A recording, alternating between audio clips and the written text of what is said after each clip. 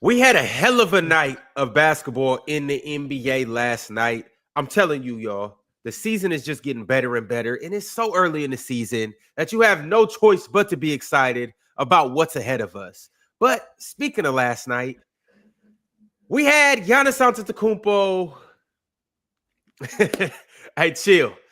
The boy looked like Kobe on that game-winning shot. But we'll get to that. We had Jokic and Westbrook go toe-to-toe and both stuff the stat sheets, right, Pin? Russell Westbrook had a hell of a game last night. We'll talk about Russell Westbrook turning the clock back, and we'll talk about Nikola Jokic doing Nikola Jokic things. Cade Cunningham and Isaiah Stewart, masterclass. The Celtics were upset by the Jazz, and we'll talk about exactly what happened and why the Jazz actually looked like an NBA team last night. Also, Karl Anthony Towns came to hoop last night. The New York Knicks got a win. We'll talk about this game. And last but certainly not least, I got a bunch of super chats that we're going to jump into right from the top because Laker fans have spoken, and DeAndre Ayton is in fact looking like a starting center in the NBA. He is in fact looking like a valuable piece on a contending team. DeAndre Ayton, believe it or not, y'all, he's not terrible. And believe it or not, last night the Lakers didn't have LeBron James. Still, they didn't have Luka Doncic again, and they didn't have Austin Reeves on the heels of a back-to-back night. But yet, DeAndre Ayton, like Santa Claus, threw the team on his back and carried the Lakers to the promised land. So we're going to start with my first super chat. It's from Davion Thomas. Davion said, the way the Lakers are playing, do you guys think Bron coming back hurts the team? As a Bron fan, I get tired of people saying he is, and he's still a top 10 player in the world. Well, first of all, we have to respect the fact that guys on the sideline, when they come back, they see what's going on, and they don't want to disrupt that. And I think that James is one of those guys. I think he sees what the Lakers are doing. He sees how effective DeAndre Ayton is. And all I'm going to do is add to that. I'm not coming back, especially at the age that he's at. I'm not coming back thinking, yo, I need the basketball in my hands. I got to get mine. Nah, the Lakers are actually doing something. He sees how well Austin Reeves plays off of Luka. And James has a similar game in terms of distributing, in terms of playmaking. I could get this guy involved in the game. So with that being said, I'm going to do that. I'm not going to throw him off rhythm by just having the ball in my hands, and now I just got to get mine. Same thing with DeAndre Ayton. I think that he looks at DeAndre Ayton like another guy, just like Luka.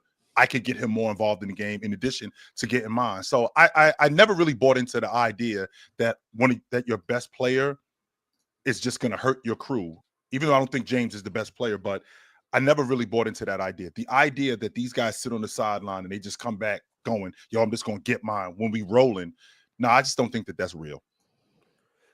Is this the most ball handlers that Bron's ever played with? Legit Irv. Ball handlers. No. Irv. So you have Luka, Austin Reeves at this level. I think Austin Reeves is a better ball handler. This level of ball handler or this level of player? He's had many ball handlers. Just to do with the Rock. I think he's had better players and better teams. That's not to be questioned. But legitimately, I have Luka who I can play off Luka. I can play off Austin Reeves. Need I say Nick Smith?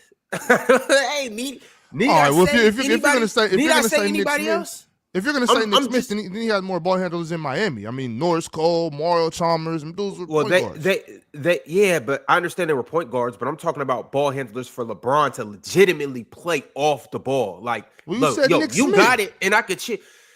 I started with Austin Reeves and Luka, and then I'm saying obviously it's other guys you could throw in there. You could throw Nick Smith in there. You could throw the other guys in there. But I'm mainly saying Luka and Austin Reeves mainly. Yep. I think Austin Reeves nicer with the pill than J.R. Smith.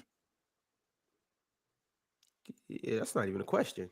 I just want to make sure that I'm not bugging out. I think he's nicer with the pill than J.R. Smith. And I think this helps James. Does James coming back Does that mean that he has to be a primary ball handler? Can James make that silky segue into the 4 spot and be more of a dirty work guy in addition to being a ball handler? Can he do that? I think that'd be really good for the Lakers if he did that, in addition to being a ball handler. Yeah. Because I think he was doing that last year where he was playing on the block and they were playing through him. Now, the problem is that when we go to that small ball lineup and we got to go up against a big team like the Minnesota Timberwolves, where James is playing the 5 and Rudy Gobert look like Jabbar. So, no, that's not going to work there. But I think we can have segments and sections where James can play the 4 and we can run the offense through him. But as far as a ball handler, yeah, I think that he's played with better ball handlers, but he's also not played with these many. What, just Kyrie and D Wade? I think Kyrie make up for like 3 or 4 of them dudes, to be honest with you, because he's so goddamn nice with the pill. Respect Nick Richards, man. No. Sorry, Nick Smith. My bad.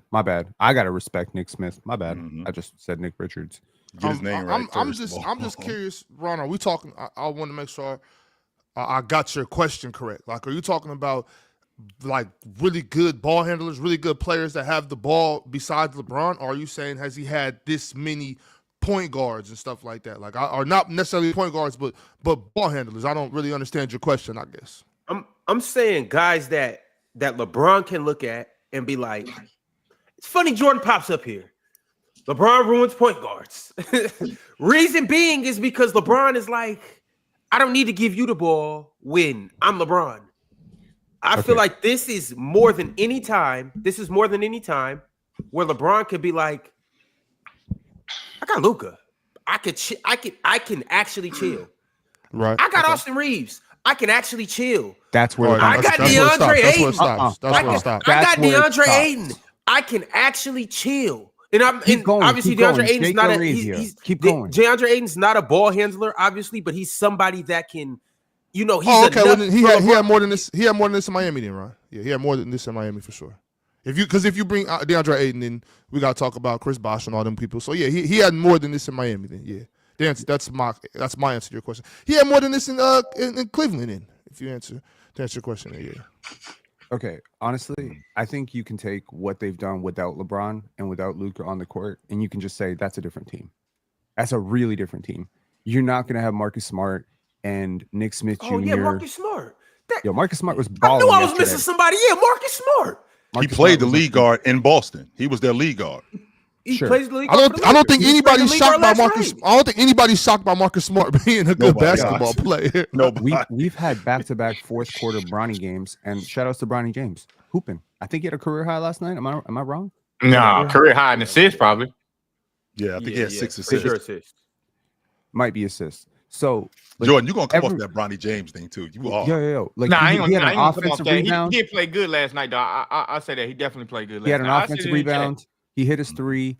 He's getting off the ball quickly. He's tenacious on defense. He was a big part of like a couple good things that they did. You'll love to see it. Because the guy's taking a lot of hate, including from me. I will say this though. You said he's playing defense, Pid? But why y'all say he's always hate? playing Because you defense. talk about his game, though. It ain't hate because I talk about his game. I'm not hating. I'm just. Wait, we talking about Marcus, right? We talking about Marcus, we're not doing that. I don't think you hate him. No, I don't think. No, I'm not hating on the kid. I talk like that about any player that I just don't think they're good at basketball. So all I'm saying is how they're playing right now is a testament to their coaching. I think JJ Redick is coaching circles around everybody. Like the way he has been able to adapt these lineups without LeBron, without Luka, and now without Austin Reeves is crazy to me. I have a lot more respect for JJ Redick today than I do. But do I suddenly think that how Jake LaRavia is playing and Marcus Smart's playing and Bronny's playing and Ayton's playing is suddenly going to impact how LeBron wants to play? He's LeBron James. He don't care about DeAndre Ayton getting 29 points. He don't care about Jake LaRavia's 25-point streak. He's LeBron James. Wait a minute. Wait, nothing. No, you go back to being a role player. Go catch and shoot. Like, what are we doing here? No, man. See, that's the problem. There's the problem right there. No, what y'all do sometimes is you overreact, I think, to a win. You got to understand how difficult it is to scout a team that doesn't have the 3 best players. Okay? Sure. I don't think in Tiago Splitter's wildest dreams that he would have thought he was going to lose that game because Nick Smith Jr. was going to whoop his ass. But that's exactly what happened. I could get with that. And they really don't have a lot of scouting reports on how Nick Smith Jr. and a DeAndre Ayton pick and roll even looks like. Scouting is a huge part of game plan and shoot arounds and walkthroughs. You really don't know these injury level teams. Also, let's not ignore the fact that when you you're an athlete. You see their best players out, their second best players out, their third best players out. Kick these dudes' ass. Yeah, I don't think that matters at all. Y'all maybe are thinking about this like competitors. Think about this like a human being. You naturally think we're gonna win this by 20 no matter what, right? I think everybody thought they were gonna lose. I don't know. I think when you don't show up like that, I think when you see they stuff played like that, dogs. you should. When you see 3 of their stars out, you should think I'm about to have a great game. Like I don't know, like how you see that and then just go out there and shit the bed. Last night wasn't about the Lakers to me. All the time. It was to me about the Portland Trailblazers. Like, dude, it exposed some parts about the Portland Trailblazers that's gonna need addressing. Like, and I said that last night about they're not good enough to play this dribble drive offense. They don't create enough shit for you to just drive and kick to somebody and hope they make a three or just rely on their 3-pointers. Like that's just not their game. And they're a good defensive team for sure. But I think it exposed like they're not that type of team to where they have the luxury of putting the ball in their best player's hand and saying, go make a play for us. They don't have the luxury of doing that. Now they're still a great team. Like I still like the Trailblazers as far as I think they're going to make the playoffs or the play-in. I think they're a good team. It's just they're not that type of guy. Like they don't have them type of guys on their team. Shout out to the Lakers. The Lakers played good last night. I think, less is more sometimes. You gave an opportunity for a bunch of guys to get busy. Marcus Smart got busy.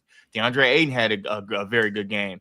Bronny played decent as well too. Not Marcus Smart. Who's the other kid I was talking about? Oh, the Nick Smith Jr. kid. He finally got a chance to, get busy. He got busy and made some tough shots. Shit happened. It's 82 games in the season. I don't think it was more about the Lakers. It was more so about the Blazers. Just they hit their wall, and I think they got to go back to the drawing board a little bit.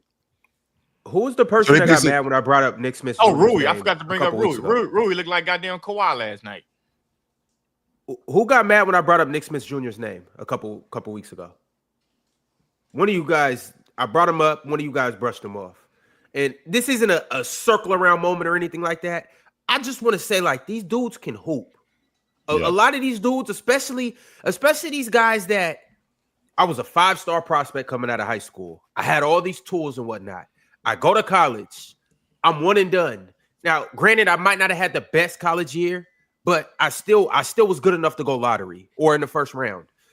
It takes a little time to develop, y'all. It do. Like, these dudes don't just come out and everybody just be Michael Jordan or Dwayne Wade in their first year. It takes some time. And like everybody's seen last night, Nick Smith Jr., he got action. I'm not saying he's going to now all of a sudden be a starting point guard. I'm not saying now he might not even crack the rotation still because they got so many guards over there. Yeah. These dudes can hoop though. Like Nick Smith can be in Brooklyn. He'll probably be the best guard in Brooklyn other than Cam Thomas. But Penn, isn't there some merit? And hear me out on this. Isn't there some merit when you're out of the lineup for a specific time, and with you being out of the lineup, we're rolling in a specific way. You see that, and you don't want to disrupt that. In fact, no. I think that and hear me out. I vividly remember in 2001, Kobe Bryant goes out of the lineup. He had rolled his ankle. With him going out of the lineup, Shaq gets back into the dominant space. They end up going on a 9-game win streak. And previous to this, we were having an issue.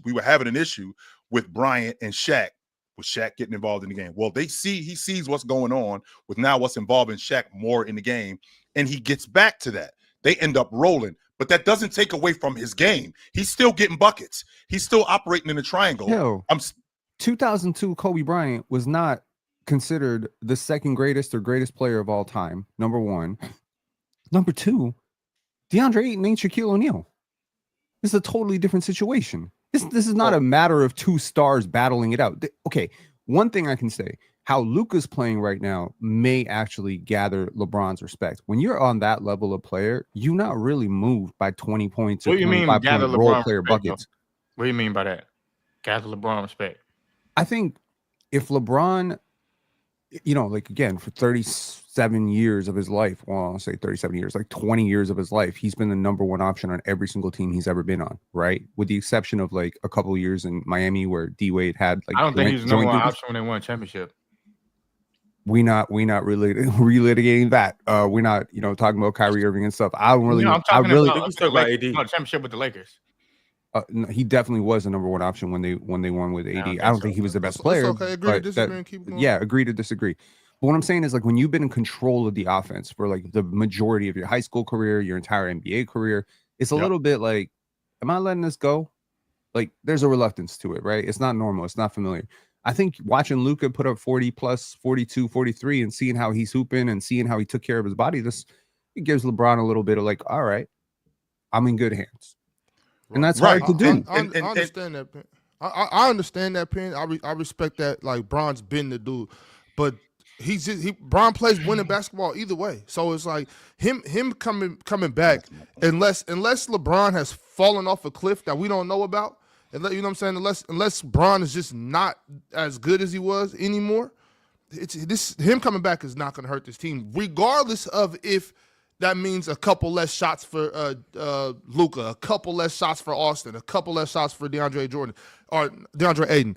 That doesn't matter. Like, he's still going to make the team better. There's no way LeBron makes this team worse at all. No way at all. There's nothing about LeBron James' basketball IQ, his basketball game, the way he gets the offense going, the way his IQ, the way he talks to his teammates. There's nothing that LeBron James has ever showed for his 23-year, 24, 20, 30-year career has ever showed that's going to come in, disrupt what the Lakers got going on right now. Any team, really any team. But I will say this, it's a new sheriff in town. It's not even LeBron's team no more. I will say that. It's obviously Luka's team. And anybody dispute that, Drenchy, they bugging out. If anybody, that don't really matter, though. That don't really matter. You don't have to dispute it. Chill. You don't got to dispute it. I'm speaking facts. LeBron don't call the shots over there no more. It's that guy, number 77, that call the shots over there. Like, I know that for a fact. It's for sure Luka's team. Yeah. Like, and if anybody says no, it's not just Bron, you delusional. Like, but what do you mean by that though, Drench? Like, because I think that's what needs to be spoken about. When you say it's a Luka's team, what does that mean? Does that mean Luka takes the last shot, or does that mean he's the one talking to everybody on the court and off the court? It's his locker room. Like, what do you mean by that? No, when I say it's his team, I'm saying everything that happens with the Lakers since he got there, it's going through Luka Doncic. Like they're checking in with Luka before anything. It's Luka's team now. Like, it's not about what LeBron James want. It's obviously he's at the end of the end of his career too. Like, it's Luka team. If Luka wants somebody in LA, they're gonna be in LA. If Luka want somebody gone from the Lakers, they're gonna be gone. Like, it's for sure Luka's team. How does that change how they play though?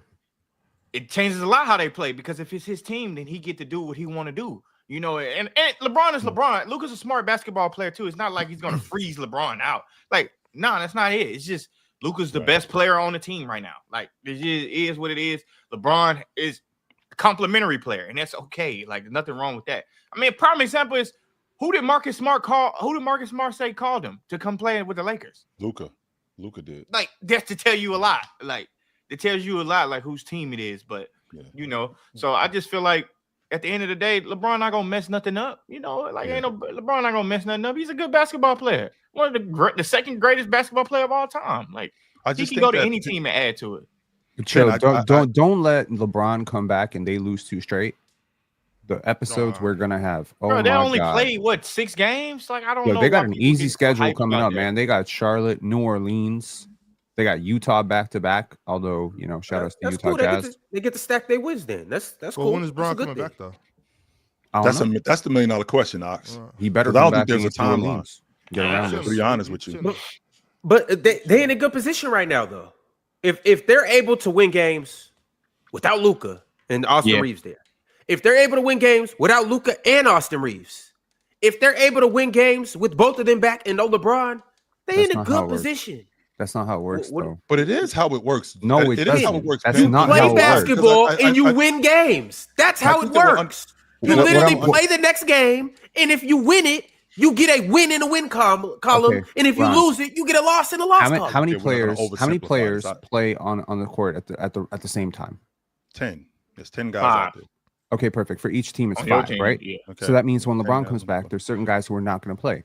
LeBron has different skill sets. When LeBron comes back, there's certain guys who are not going to be holding the offense. There's going to be a level of intensity from the other team that you're facing every single night, which is like, oh, that's LeBron James. That might be the last time I face him. There's an intensity to it. That intensity is not there for Rui Hachimura. I'm sorry. Jackson Hayes, DeAndre Ayton. These are not. Does it become more difficult to beat the Lakers with LeBron on the court? Yes or no? Of course it does. All right, then I don't give a damn about that intensity. No. It is still harder for you to win. I can appreciate your logic, but doesn't that river, stream both ways? Because like you just talked about with the intensity from other teams playing a lot harder, play differently, chill. Right, and I can appreciate, and I 100% can appreciate that. But you know what? Guys play different with James too. So James looking at the way that we're playing and we winning this way, when I get back in the lineup, my game is going to be more conducive to us winning because I'm going to add to what we were doing. I'm not going to throw us off the track. So if Rui, you think that, you haven't seen that yet, though. Bro, why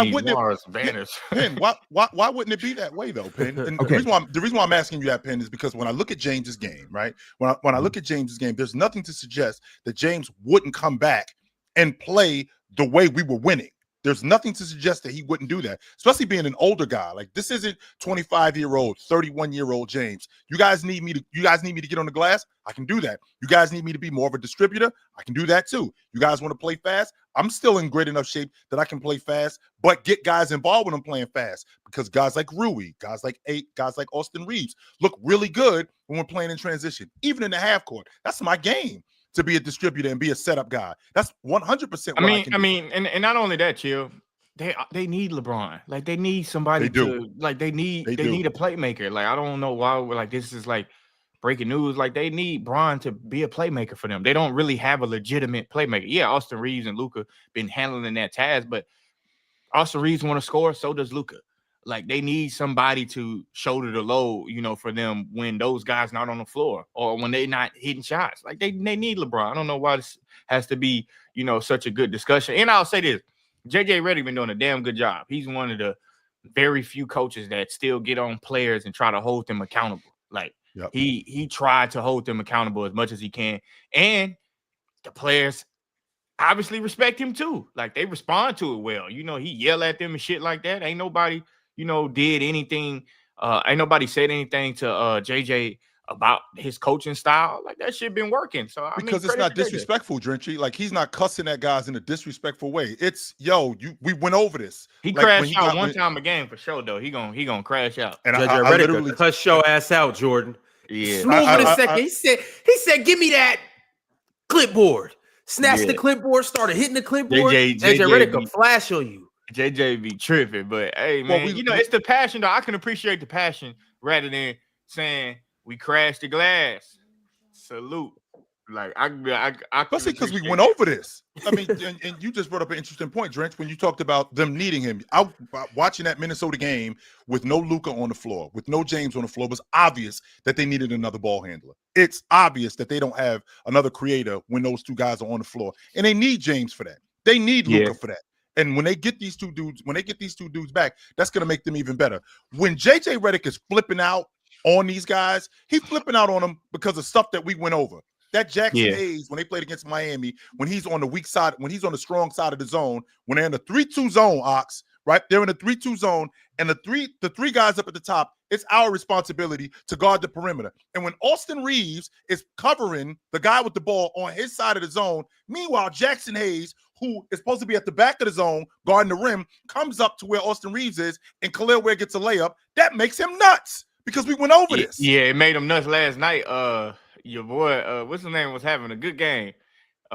Nick Smith, whatever his name is. That's his name, right? Nick Smith Jr.? Mm-hmm. Yeah, Nick Smith. Yeah, he was having a good game, but he had took a bullshit ass shot in that fourth quarter. And I'm talking about the next dead ball. JJ was calling his ass over there. Sit your ass down. Like, it is what it is. You can't take that bullshit ass shot. But I will say this. That boy was out there shooting like it was my player. Yeah, hey, last night he was out there playing like it was his night. Hey, like he knew what was going to happen. He sat his ass. But I will say this, Ron. He went 10 for 15 though, Jordan. 5 for 6 for 3. But I'm saying the ones he missed, JJ was like, we can't have that shit. But I will say this. Watching the Lakers last night and watching, he just got some guts even putting Bronny in the game. It could be forced, you know, like feeling like it's kind of forced putting him in situations like these 4-quarter minutes and shit like that. And sometimes Bronny does look out of place. Sometimes like he doesn't look confident. But for JJ to maximize while he got Bronny and maximize what he can do to make him effective and not just have him look stupid out there and make him look bad out there, it take guts to do that. And that's signs of a really, really good coach. Like, it don't matter who the kid is or who the player is. I'm going to coach you up.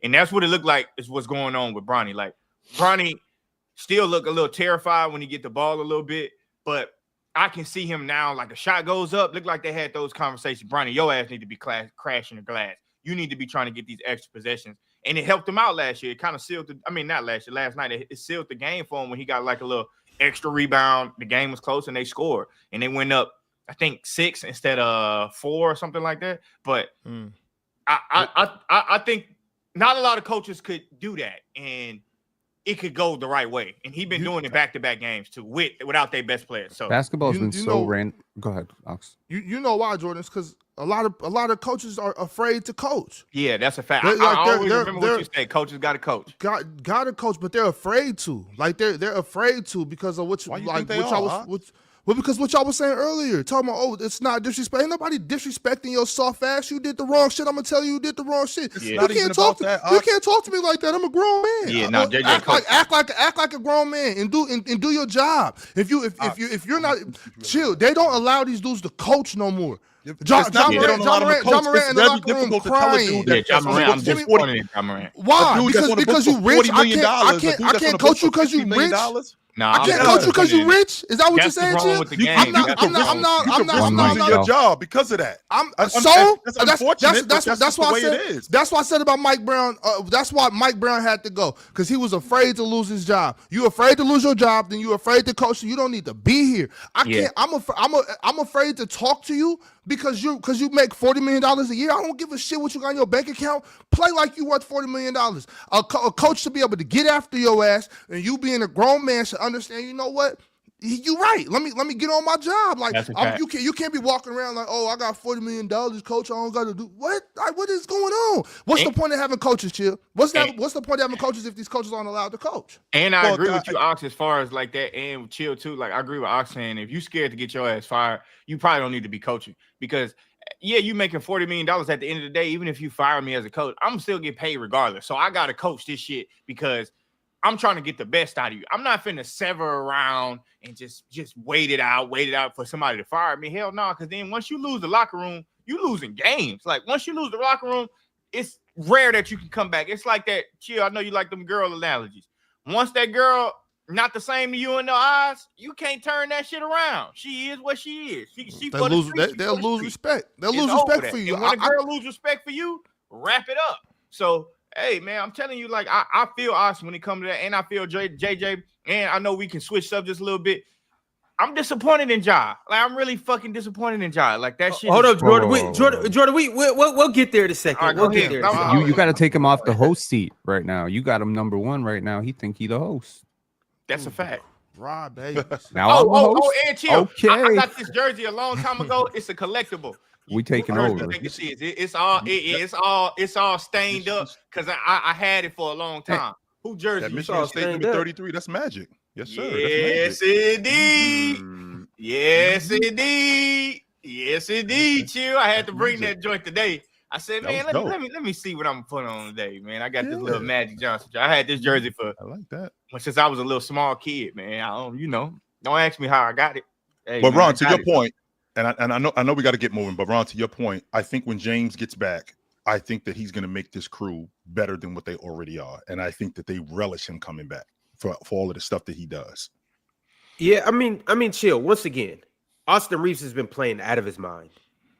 Luka is looking like the Luka we are accustomed to. Yeah, he looked just, when you think Luka, he looked just like that. Yeah, and what we expected, especially after what he went through last season, this is exactly what we expected. The dude, granted 4 games, he's averaging 43 and 11 over a 4-game period, has scored the most points in the first 4 games of a season. He scored more than, I think, Will Jordan, most points as a Laker in the first 4 games. Luka's been incredible. And then you have DeAndre Ayton, once again, looking like a competent starting center. Like, You know what's Big crazy? Ox tried to tell you guys. And then you got Marcus Smart looking like a very good contributor. Like Big Ox tried to tell y'all guys. That wasn't Ox. And then you got Drake Laravia looking here you go. like Big Ox tried to tell you guys. This is a very good team for LeBron to work with. Chill. Can I tell you something kind of crazy? What about the other 5 games? Luka averaging 41.3 points per game, right? Which is crazy. 41 a game. Do you realize he's doing all of this while he's taking 15 threes per 100 possessions and only hitting 29% of them? Yeah, that's the part. That's a little, to give a fair assessment on the Lakers. That's the part that I'm kind of a little iffy about. And I told y'all that last year about that shit too. Luka averaging 40. When Bron comes back, he's going to have to change a little bit. Because I don't know how this is going to be sustainable with him just playing. Jordan, like, for if him you to had get to, that 40, if you had to taking guess, crazy shots. if you had to guess, what do you think Luka's shooting on his twos though? So he inside the arc, he probably shooting over 50%, 78%. God damn. that shit is amazing. So you're right. It's over 50. He's shooting 78% on his twos. The dude, 4 out of every 5 shots that I'm shooting at 2 are going. It's just Everything threes he he been puts up- shooting. It's like, what the hell are you doing? But his I touch- want to know how that's gonna stay in sync. Like, his touch around the basket, his patience around the basket, 78.4%. That's insane. Like what he's doing in the mid range, everything has just been. It's been so patient. Like he's moving at a completely different planet right now. And that downhill pressure that he was putting on earlier in his career, that was sort of going away a little bit. He was settling a lot. Like I know he's taking a lot of threes, but actually he's getting to the basket a little bit more too. I like it. Like I love what I've seen from Luka so far. I don't know why we talk about James like James won't get off the pill when he got guys that he trusts. James has always been like that. He's always been the kind of player that if you can go, he's gonna get you involved in the game. That's always been him. So I don't think this is an issue at all. I think that it's going to be so much better when they get him back. All right, y'all. It is in fact scary hours in LA. Off to a 4-2 start, or 4-2 or 6-2? 6-2 start. My bad. They are off to a 6-2 start. They're the number 3 seed in the West, and they're just looking very good. But if you want to look just as good as the Lakers, you need to go to a place that will allow you to look good. You know, like LeBron, a place where you can feed off people like Luka. You can feed off people like Austin Reeves. You can feed off other people that will make you better. Yes, that's by choosing the right player projections. On Splash Sports, here you make your picks and you choose more or less on the players that you want to choose, on the sports that you want to choose, and in the segments that you want to play in. They have all type of contests. They have all type of games. They have the quick picks. They have tiers, and they also have the NBA Survivor contest. And that is the game right now that we are in the midst of, and we're getting down to the crunch time. We are getting down to the clutch. The clock is ticking, and we only have 14 entries left in our NBA Player Survivor. And this is where you choose a player every night, and you pick that player to score 20 or more, and we see who will survive for the longest night and for the longest tenure. And as of right now, if I'm not mistaken, we are in day 13. Big guys, day 13? 14. Day 14. So we are entering day 14. And Big Ox, you still alive? Am I? Yes, sir. And Steph Curry is gonna hold me down tonight for sure against the Phoenix Suns. All right. Well, I could take Scotty Barnes. I mean, we're gonna be watching that on playback. So it is day 14, and there's 14 entries left. Only 5% of the people are left. We started with 278 entries. We now have 14. I'm eager to see who is going to win this $2,500. Big Ox, I need my cut, so I need you to do what you need to do to get that money. But if you're not in this NBA Survivor contest, soon we will have another one for you guys as well. But shout out to everybody that's downloaded the app. Shout out to everybody that's in here right now. Y'all go ahead and hit the like button. Y'all go ahead and hit the subscribe button. And we are going to change lanes, change topics, because what's up, Ox? Real quick. Hey, Morris, should I take Ryan Rollins tonight? They're playing the Raptors, and we had no answer for Ryan Rollins at all. and Emmanuel Quickley has been disastrous. So Hey, maybe don't take Ron Rollins because No, you've been successful doing what you're doing. I don't think you should ask me because apparently what Hey, I big did guy. last time didn't work. So Take RJ Barrett. I ain't mad at that. RJ might have a good game tonight. yo, Ron, I got a bone to RJ's pick with cold, you. man. How does NBA me? history? Yes, with you specifically. How does NBA history happen, and you have an opportunity to talk about it, and you don't talk about it? That is a fact, Pin. So let's talk about NBA history. Giannis Antetokounmpo continued to dominate last night. And you know what's even funnier? It wasn't just the fact that Giannis had 33 points. It wasn't just the fact that Giannis had 13 rebounds. It really wasn't the fact that he beat a subpar Indiana Pacers team. It was the manner in which he ended the game with the turnaround, fadeaway over 2 defenders. It was... That shit looked ugly, but it went in. It was... It looked all right. Nah, that shit looked trash. He shot that shit uncoordinated, but it went in. So. You don't got to be Uncoordinated coordinated when for you're you. 7 feet That's tall. his shot. Yes, sir. You don't got to That's be his shot. coordinated when you're 7 feet tall, yo. You Shit, see over the that whole shit world. It look as nice as the one Asia Wilson hit against Phoenix. No, it didn't look No, that good. hell no. it did Hell not. no. Hell Did not no. look that good. Don't Believe you it or never not. do Asia like that. Yo, Ron, believe it or That not, was that was that not the history I was talking about. Mm-hmm. So yesterday you talked about Let a him get it game. off. Yesterday you talked about a game and you brushed over a little bit of a box score. You said, Scotty Barnes, he had 19 and 12. Not only did I hit you up about it, not only did I message the group chat about it, not only did I message the chat about it, I was so upset that you left out the 8 assists and the 5 blocks. And the reason I was upset about it is because Scotty Barnes has hit this mark of 15 points, 10 rebounds, 5 assists, 5 blocks 3 times. He is the only Raptor in NBA history to do that. It's history. I don't give a shit if y'all want to. it's Raptors history. It's not even NBA history. What that shit say, Ron Slursky? What the fuck is that? I You're need one talking of about these. Musa Diabate 1 block. I need one of You can't these mention because 5 Penn blocks? this is gonna mellow me out, Jordan. Just because Penn is, he's gonna what try my kind of, blood hold on, pressure what up. kind of drink is that? Just don't. It's just a very good drink. Don't worry. Well, about it's so he did it 3 times, and Not that's sponsored. Raptor history. Has anybody in I bet not NBA about history that. done it That 3 shit look like a times? stomach ache. Yeah, for sure. Wemby's Easily. done it like 86 times and he's That's played quite 100 No, he games. hasn't. What are we No, he talking about? hasn't. No, he hasn't. 15, 10, and 5? Like, oh no. You know how many 15, games I can find 10, with Wemby 5, doing that? and 5. 15, Hey, 10, 5, Ron, 5. what game 5 we got blocks, next? 5 I assists, got 10 some things steals. I gotta Wemby's get done off. it. 15 Wemby's done points. it like 31 times instead of 86. So well, we're actually talking about Giannis Antetokounmpo and what he did last night in that game winner. Thoughts on that, Morris? We haven't heard too much from you today. How do you feel about Giannis's performance last night and ultimately his game winner and just the narrative around Giannis? I didn't watch the whole game, so I watched parts of it. The shot was nice. I like when people make shots that they're not good at making when the game's on the line. I think that's cool. Mm-hmm. Because it's like, 9 times out of 10 he's missing that shot, but he made the one when they really needed it, and I think that's cool. He shot 9.5 3 down times the out of 10. stretch. Yeah, I'm gonna just say 9. He shot an interesting jump shot down the stretch, but when you can close out the game like that, it's cool. Yeah, I didn't watch most of the game, so I can't tell you what happened throughout it. But the Pacers stayed attached, which was cool. They were fouling the hell out of Giannis. I know that for sure. He should probably shoot like 20 free throws a game if we're being honest. But yeah, I think how many games has he played? 6. Mm-hmm. Yeah.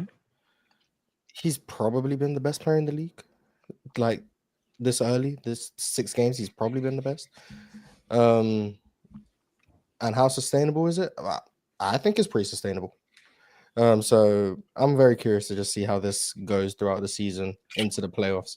Because Giannis looks like he's hitting another gear, which I think is really cool. And he seems to be making 3s this year, which is very, very cool. Well, I watched. So yeah, I ended up intrigued. watching that game. Yeah, there you Mars, go. I ended up watching that game last night, and the level of trust that Giannis has for the guys that he's running with, I haven't seen that in a long time. Giannis is doing what Giannis does. Like, so for example, I'm not even tripping on the shot that he made, the buzzer beater. I'm not tripping on that shot. what I was really excited about was literally 2 plays before that. He cracked it at the long ball line. It wasn't because the shot clock was running down. It's Giannis looking at the rim at the long ball line in the meat and potatoes of the game. When do you know Giannis to do anything like that ever in the meat and potatoes of the game? Giannis will not shoot the 3. So that suggests to me that Giannis has a confidence about him in his game at this point that he hasn't had in the past. Chill. That's why this team is good for him. Chill. That's exactly why this team is good for him. And I heard a lot of yapping yesterday about, and the other day Swiper was just saying stuff about this team.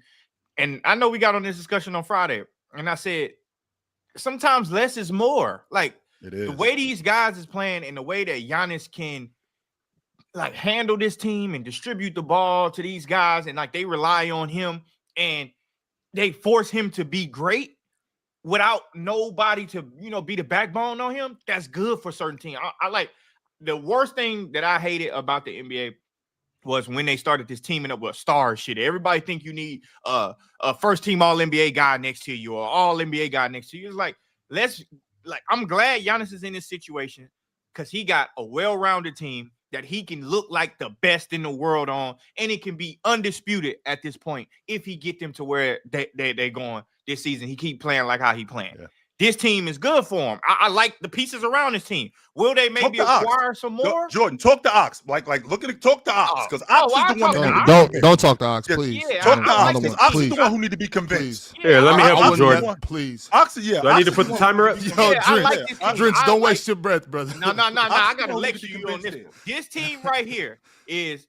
These players don't have to think. It's no overthinking when a game is on the line. There's no overthinking anything when it's time to play basketball. Giannis is going to be Giannis, and then everybody else is going to step up.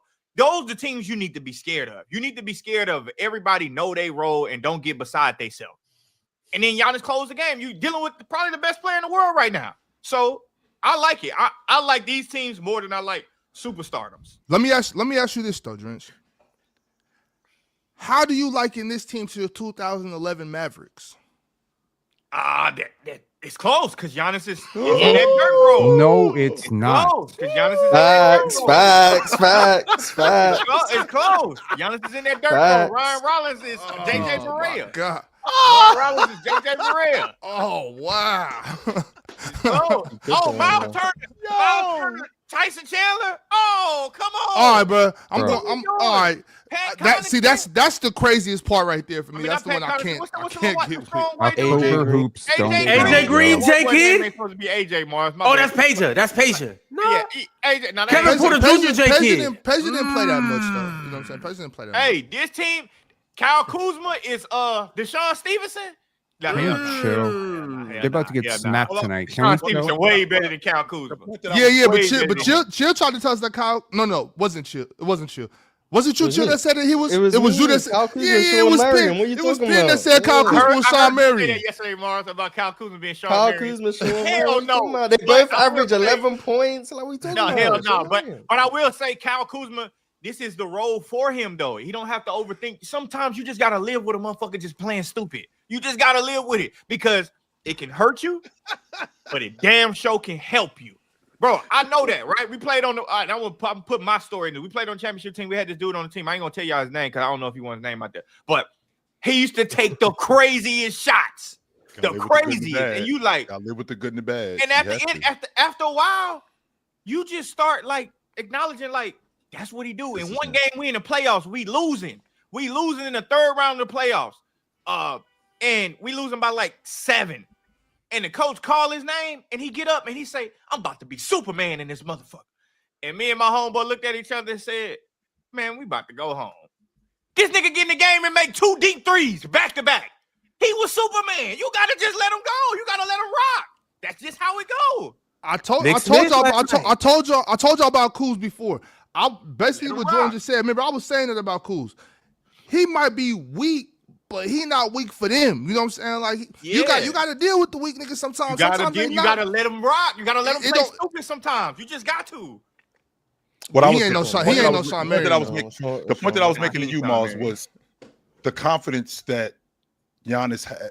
Excuse me, the confidence that Giannis has in this group. I haven't seen that with him with other groups in a long time. Like there are a lot of times, for example, in the third quarter, in the third quarter and the fourth quarter in particular. He's getting downhill. He was right at the mid post. They had collapsed on him. Both Nesmith and Jackson had collapsed on him. And then, if I'm not mistaken, Shepherd was helping off of Cole Anthony. Giannis, a lot of times, passes because he has to, because he's triple teamed or double teamed. And then there's times when and then there's times when he'll just go at the double or go at the triple because he doesn't trust guys. He's actually getting off the peel, trusting Cole Anthony. He's getting off the peel. He did the same thing. I don't know if it's a trust thing, Chill. I don't think it's a trust thing. Jordan, he's doing it willingly though, because I watched the full game last night too. Like he is. It's almost like, you know how like you guys can see like how Chill was saying, like you can see it's two different things. It's two different type of players. It's a player that like literally they driving into the defense and they're trying to score and they'll only pass when somebody forces them to pick their dribble up. Oh, Luka, or when they get out of control. Gotcha. You could tell Giannis is penetrating to find the open person. Like he's playing with so much pace. He's playing with so much control. This is like, for real, this is the best Giannis has been on offense, and it is clear as day. He looked so comfortable on all three levels. Hey, Ron, I'm going to be honest, and I heard y'all talking about Cole Anthony. I never liked Cole Anthony's game, but lately when he been playing for the Bucks, he looks so much better now. I can appreciate Cole Anthony because I just think this team fits. Like, this is a Doc specialty team. Now, if they go trade for a motherfucking Kawhi at the deadline, Doc probably need to be fired. But if they can keep stars away from Doc and just give him one in a team like this, Doc can coach. I know that he can coach. It's just when it come down to you got three guys on the team and you put the expectations on Doc and say go be the big three Celtics again, that shit ain't happening. But this team right here, Doc gonna get Cole Anthony right. He gonna get Cole Anthony right. That's for sure. Giannis, no. Giannis had to hit a game winner against the Pacers. That's important. The Pacers have been in every game. You're right. And he hit it. You're right. No, Morris, I understand that and I respect that. I respect that, yo. I do. But this is what you got to do. This is what you got to do against the Pacers. We are looking at a 42-43 win team right here. They had, Giannis is going to kill himself trying to carry this squad. Double overtime with OKC. The Pacers were in a close game with the Timberwolves. The Pacers were in a dogfight with the Mavs, albeit the Mavs aren't very good. The Pacers just beat the Warriors. So at what point are we like, okay, the Pacers they're in all of these games? Is every one of those teams a fraud? Because they not every one of them, but it's different nights, different standards of different nights. All right, Morris. Look, what I'm saying is this team is going to disappoint you. I'm trying to help y'all out. Stop getting don't get so high on this team. My expectations ain't that high. I'm just trying to help y'all out. That's all. But fine, y'all don't want my help or whatever. Suit yourself. No, Ox, you keep saying disappointed. I don't think the Bucks are winning the NBA championship. I don't think that they're that good. No, that's why I said yesterday when I referenced them to the 2011 Mavs, I said a lesser version of them. I didn't say that they remind me of the 2011 Mavs that can make a deep run in the playoffs. No, I'm not saying that at all. However, what I am saying is, but nobody thought the Mavericks was gonna make a deep run in the playoffs. However, what I am saying with this, what I'm saying with this group right here, the way that they play with the one star that they have and the complementary players that they have around them during the regular season, this team is gonna win a lot of basketball games, a lot. And with Doc, don't forget with Doc coaching this type of talent. I've been saying this for years. This is his team. This is talented team right here. Don't add maybe add a couple role players, but give Doc this team and KPJ out. Wait till KPJ get back. Hey, what the hell is he out with? Meniscus. I forgot. Oh shit, his ass might not come back and do shit. They might need to trade for somebody else. Not no star though, but something. He might not be nothing. Who? KPJ. Shit, they probably need to trade for goddamn Chris Paul. Shit, they wouldn't need to send Chris Paul over there because he ain't doing shit with the Clippers. He tired, man. He do look tired. Because again, teams lose. Teams end up good teams end up getting the dogfights with teams that they less than. If I'm not mistaken, I mean in 24, the Celtics didn't they win the NBA championship? If I'm not mistaken. Yeah, I think they won the NBA championship. So the year before that, I mean that Celtics, that Detroit team that was on the verge of losing 30 straight games, they went into overtime with them. So I mean, you play against teams that are less than, and it could be different.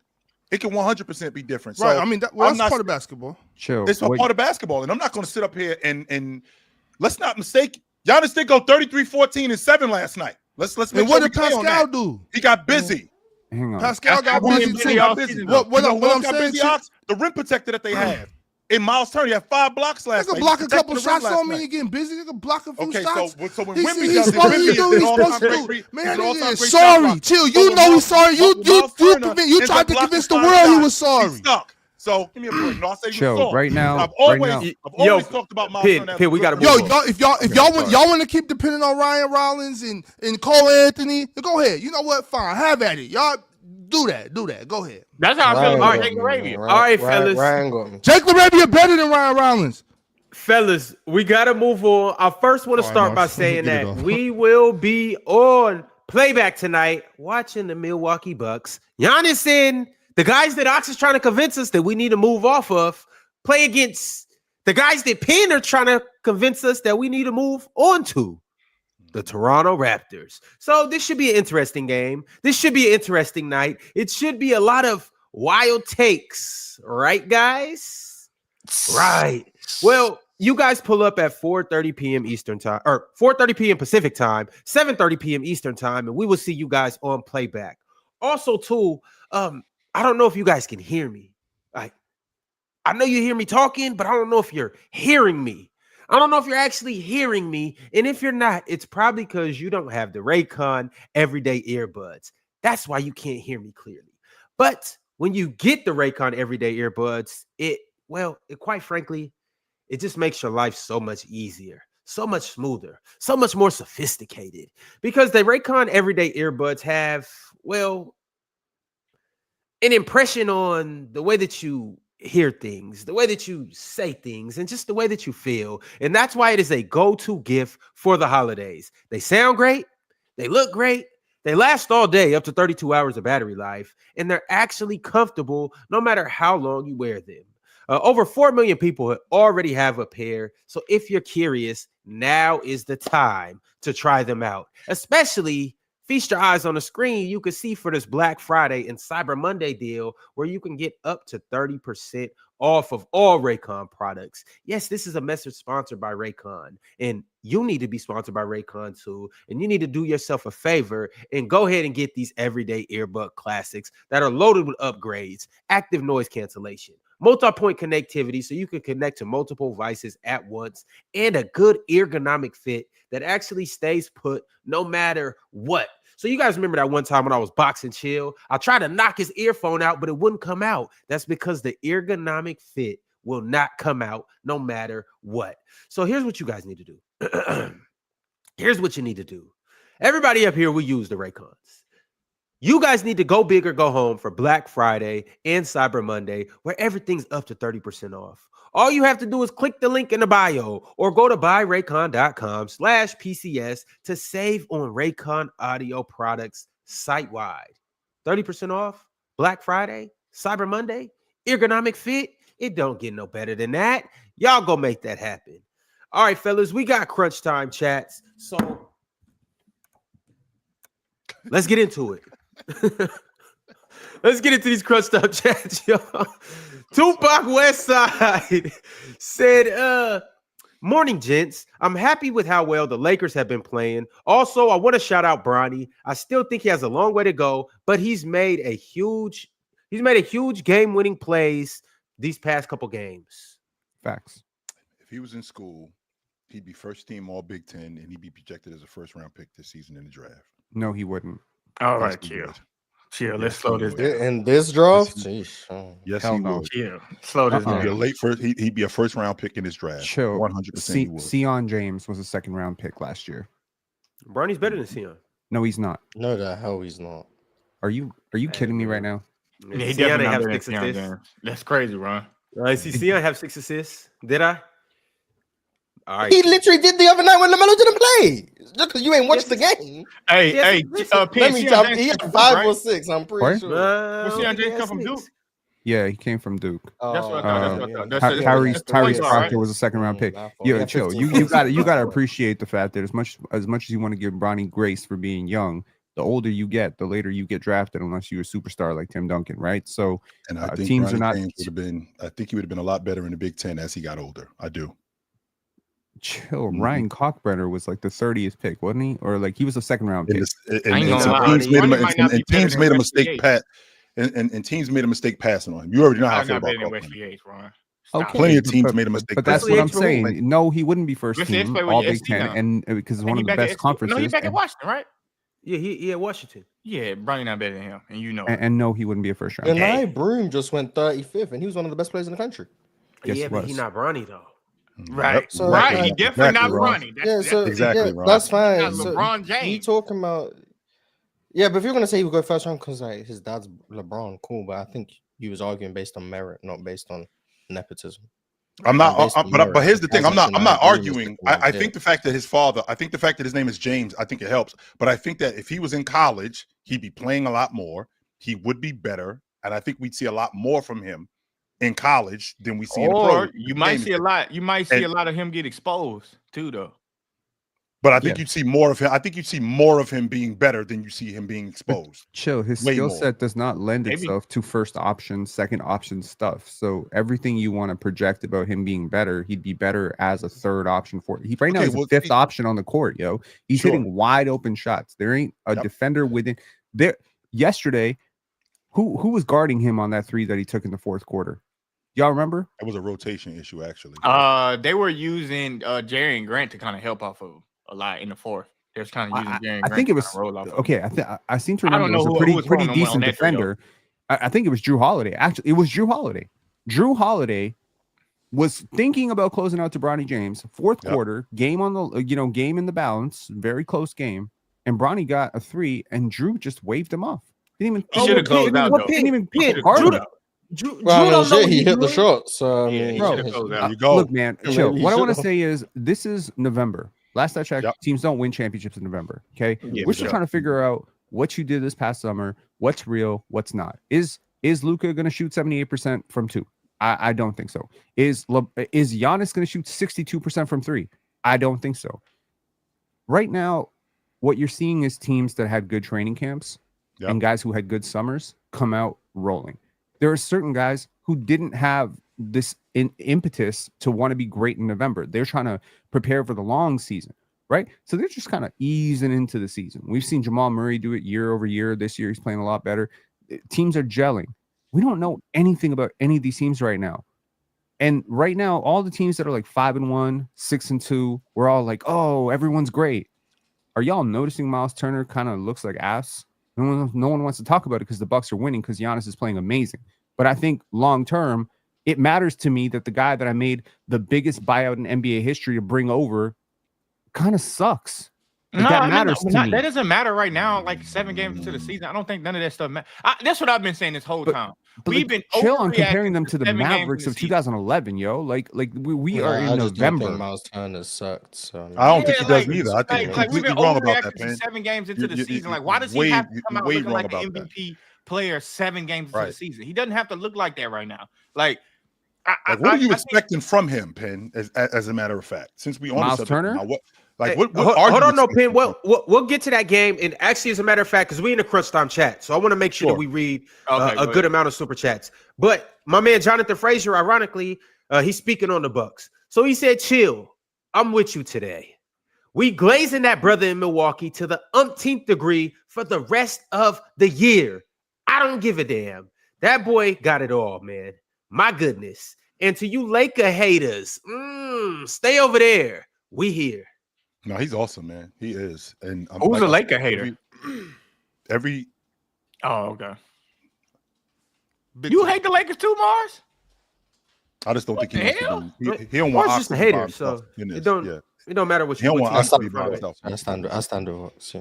Oh, Mhm. okay, cool. Appreciate Yeah, this that. guy's awesome, man. He is, and I'm not letting it go by the wayside this season. Nah, 4 straight years, 30-10 and 5. Fuck out of here, man. Ain't nobody doing that. Nobody's doing that. Nobody is doing that, and this guy's doing it, and he's doing it in a variety of ways. And this Milwaukee Bucks team, which nobody expected to be any good this season, even though they got arguably the best player in the league, clearly the best player in the Eastern Conference, they are really good. Yes, clearly. I'll say it one more time, Moss. Give it a Clearly. month. Give it a month. It's Give it a Gian- month. it's Give it a month. It's What you talking about? Giannis Give it a and month. everybody else in the Eastern Give Conference. it we're a not month. saying- Give but it we're a not- month. but Give Clearly, it a the month. best Give what a player month. in- I'll Give me a month. be back at the start of December. No one. Give who Chill, a when look. I said Mars that, is still on Giannis this is on Joel the Embiid LeBron thing. James I'll be shit. back. Still on this Joel I'll be Embiid. back. Yeah, I'll be back. still on this I'll Joel be back. Who, Embiid. Mars? hey, No, hey, no, no. I chill. want to hear him say it. Chill. Who, Mars? Chill. This ain't the Still hot on take. it. No. This He's ain't the still on hot this take Joel segment. Embiid thing. Oh, Chill. we'll get When to the I hot said- take segment, actually. So just save it for that then, Mars. Save it Chill, for when that. I said that Giannis was on No. this LeBron James shit, Swiper went up into a goddamn crybaby uproar about that shit. I don't know why. You seen it He yesterday? is. Golly. You must have missed yesterday. No, I heard yesterday. Hey. Mars was on the Mars almost sent Swiper to the upper room, boy. You heard Swiper. It's funny because Jokic Jokic decided to abandon the no shot gimmick yesterday. Hey, he I did. never, Hey, I never I seen don't that type know. of language from Swiper before I in my never life. heard I that was type of language. Yeah, I was a I fool. think he I went was a crazy. fool.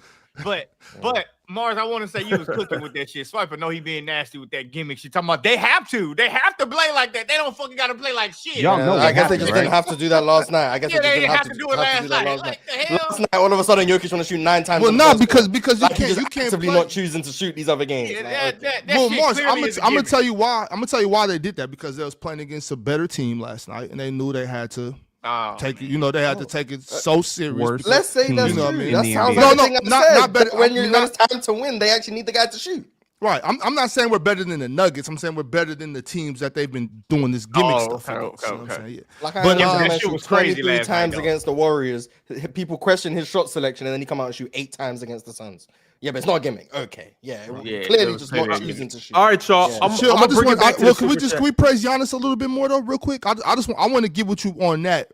Chill. I 100% agree with what you're saying, but he's not the best player in the East. He's the best player in the world. That go like Giannis is the best player You on better planet Asia Earth. Wilson. So he's not only Yeah, the you best better than player. Asia. For the NBA, you know, he's the best player. Oh, but there you is, said the right? best player in the world. That's why. I was like, oh. Yeah. You know what it is? It's because I'm looking at my my screen and I see Asia. I see Asia, so I'm just like, said that. Miss. What? Either way. Giannis is so nasty. Oh, he was looking like her on that fadeaway last night. So you a little bit. I'm like, you must have been watching Asian film. But the thing about it though, Chill, I agree with you wholeheartedly about Giannis. My only thing is, I just don't have faith in the team. So that's why when you hear me say these things about the Bucks, it has nothing to do with Giannis. It's all about his supporting cast, and I just don't think he can carry them to the promised land. But shout out to Giannis for being the best player in the NBA, though. Ox, last night was so light at Giannis. I'm telling you. I don't know why you keep saying that. Like on a scale of 1 to 10 difficulty, it felt like he was playing at a. Hey Morris, he wasn't playing on rookie on 2K. You know, you got Hall of Fame, you got All Star. What's the one between All Star and rookie? superstar. Bro. No, it's He was playing on pro last night. Well, I'm telling you, almost lost. he He played on probably pro. should have stepped it up a little bit because they No, almost why you lost. forgot about Hall of Fame? Nobody don't play on no goddamn And Ron, all-star shit. this is what I'm talking about, Ron. I'll play on rookie. I talk about these guys being able to play longer. When I say play longer, I mean longer in the game. Giannis came back in the game last night because, like I told you, Ron, he went 33, 14, and 6. He came back in the game last night with 7:45. He had 28, 8, and 4 when he came back in the game. He was out almost half the fourth quarter. That means that if this dude would have played longer, I could have got 40 and 15 from him last night. Maybe 40 and 20 from him last night. Easily.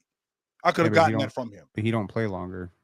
Yeah, there's Right. a reason he doesn't play longer. It's not just just make him play more. There's a reason he doesn't. I think that Doesn't I think have he the gets endurance gas to because do it. Giannis steps on the gas. I'm not going to argue that point. I definitely think that he gets gas. So I would like to see Giannis play a little bit more though. I would like to see that. Why?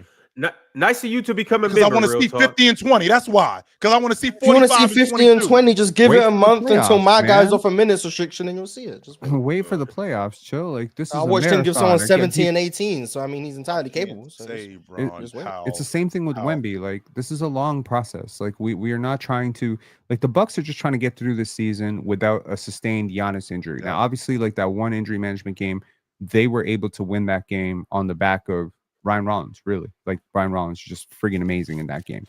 But like what they're doing right now, I think is very interesting in terms of like the basketball philosophy of, you know, running a double stagger and having like these two guys just be rim pressure athletes and having Bobby Portis and Miles Turner be threats to shoot, even though Miles Turner's shooting like 34% from 3. And I don't know if that's just him being out of shape or shot variance or, you know, small sample size. But this is a very interesting team. I think if Giannis goes out, like if he start playing him more and he goes out, like they could stumble really quick.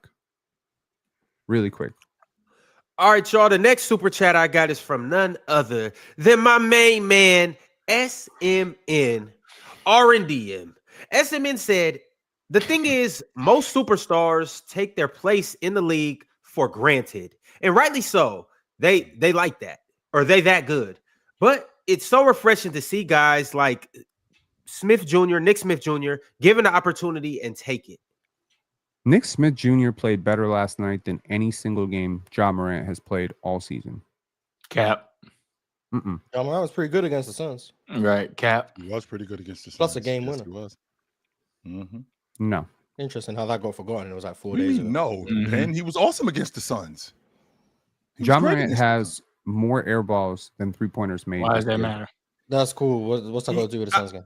Yeah, and I don't want to get into comparing Nick Smith to We can just anybody call a else. spade a I spade. just- You didn't watch the best game Ja Morant had this season, so you made a statement, and then people pushing back on it, and you now don't like it. But let's just say you probably missed one. There you go. Either way it goes, whether he outplayed Ja or not, I just want to talk about what Nick Smith did, and he balled out. And I'm just to SMN, my man R&DM's tweet, or to his super chat. It's like, bro, like you gotta love it when a guy who has kind of been written off and forgot about, when he steps in and has one of those type of games.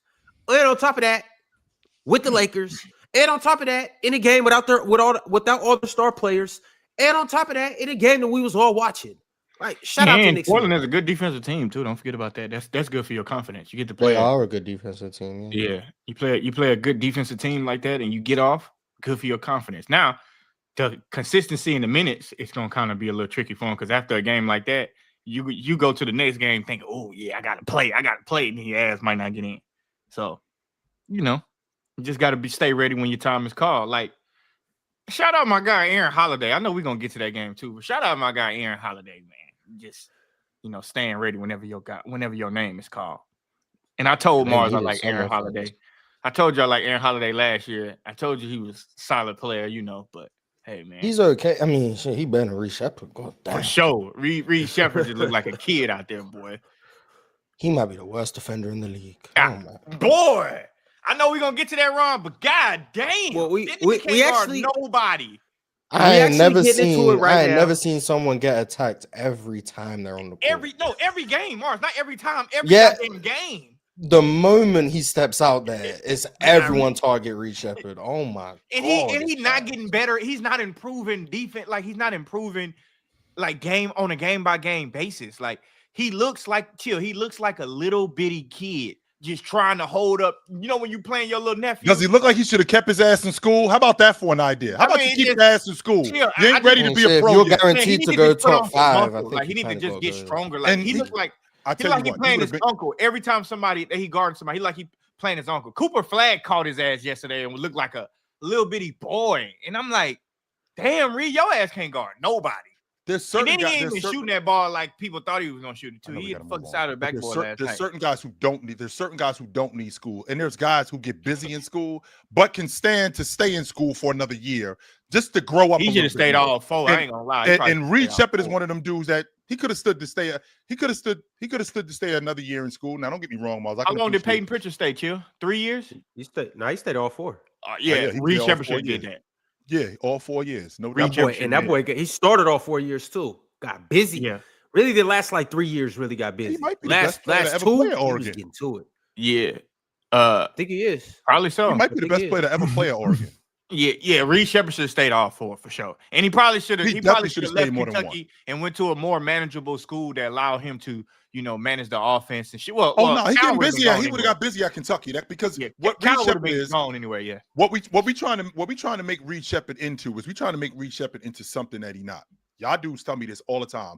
Maximize a guy's game for what he is. What is Reed Shepard? Reed Shepard is a shooter. Only except he can't shoot at this level. And the reason why he can't shoot at this level because he ain't really got the Nah, he confidence. can shoot that he at had. this level. It's just He can make his spot up threes. That's really the only thing he can do right now. But the reason Yeah. why he doesn't have the confidence that he had in college was because one, they went to him way more. They go to him here in this particular situation, mostly in bailouts. Like when the shot clock Nah, is but he running don't down, even shoot the first shot they That's give not him. Like true. he be open, he'll pump fake that shit. I and it's watched them like, let him initiate offense, and I watched him look off Kevin Durant 18 He- times. I don't. hey, He got and confident, they made a or he good doesn't know move who last Kevin night, Durant though. is. It's And one that's of He had a these. largely- good Oh, the move step back, the and step that- back three. Blackboard last night. Oh, the and that's flow. largely Yeah, that was and nice. Mars, that's largely due to the fact that he doesn't understand the offense at the pro level. So if him and Kevin Durant are operating, whether it's in a pick and roll or Kevin Durant's coming off a drag screen, he knows he's supposed to hit Kevin, but he gets blitzed. When he gets blitzed, you know what's happening? He ain't getting off the peel. The shot's going up immediately. Ball's going to the rim. I And it's will a bad say, shot. nah, chill. From I've been watching the past couple of games. I don't really have a problem with him initiating the offense Yeah. as much as everybody else do. The Rockets don't get much out of it, and that's to be expected. It's some flaws in the Rockets offense that I don't like in general. But Yeah. the Reed Shepherd thing for me, I would agree with you. He doesn't look like he's ready for pro basketball yet, to where it can justify a number 3 pick. Now, picking him that high and him going out there looking very lethargic a lot of the times he in the game, and he sucks on defense like really, really bad. Like that, he should have stayed in school probably 4 years, and he could have came out and be like Peyton Pritchard a little bit, because right now Peyton Pritchard is like light years better than him, like way better than him Yeah. on every aspect of the court. I'm talking about offense, defense, shooting, passing, everything, like literally everything. And Peyton Pritchard got his body right, got his strength. Reed Shepherd can't stop nobody. As a smaller guard, you got to be able to stop people before they get to the free throw line. Them motherfuckers get to the free throw line at will on him and then just back him down. And now you in bad territory, and now the defense got to help and shit like that. And he just can't hold his own. And I don't understand how Ime is playing him that much. Like, thank God he went to Aaron Holiday last night because they couldn't buy a 3. They put Aaron Holiday in again. He makes one shot. It changes the way the Mavericks play defense. And then now everybody can get off. So, and Aaron Holiday is just a way better defender. And Aaron Holiday is just better than him right now. And I don't think Reed Shepherd should be in a rotation as of when they Rockets are fully healthy with Jabari Smith Jr. I would much rather Okogie and Aaron Holiday get those minutes than Reed Shepherd, to be honest with you. All right, fellas, we're going to cross over to the fast breakdown segment. Right here, we're going to talk about all the games that happened last night. The first game we're going to start with is the Minnesota Timberwolves taking care of the defeated Brooklyn Nets. Yes, the Brooklyn Nets still have not won a game. They are 0-7, and they lost again last night to the Minnesota Timberwolves by a score of 125-109. In this game, the Minnesota Timberwolves did not have Anthony Edwards, but Jaden McDaniels had 22 points. Julius Randle had a triple-double, 19 points, 11 rebounds, 10 assists. Rudy Gobert, 15 points, 12 rebounds. And Dante DiVincenzo led the team in scoring with 25 points. Also, Naz Reid with 21 off the bench. As for the Nets, no Michael Porter Jr., but Cam Thomas had 25 points. Albeit he shot 10 for 24. Anything that you guys would like to touch on in this game? Rudy looked great around the rim yesterday. Rudy looked really good around the rim yesterday. And I think that's the thing that most people were complaining about the most, but he looked really good around the rim. And Julius Randle is basically picking up where he left off last year as a playmaker. He is getting a lot of people involved in the offense.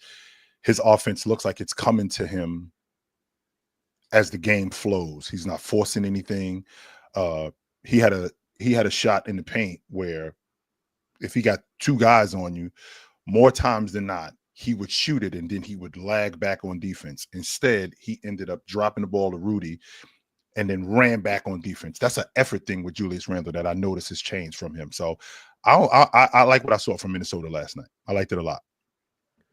Is Julius possibly having like the best year of his career right now?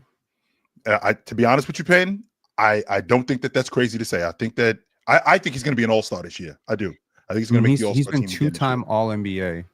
If this is the best he's ever played, like he's turning the ball over a lot less, like how he's picking and choosing his spots, the playmaking that you mentioned right there, right?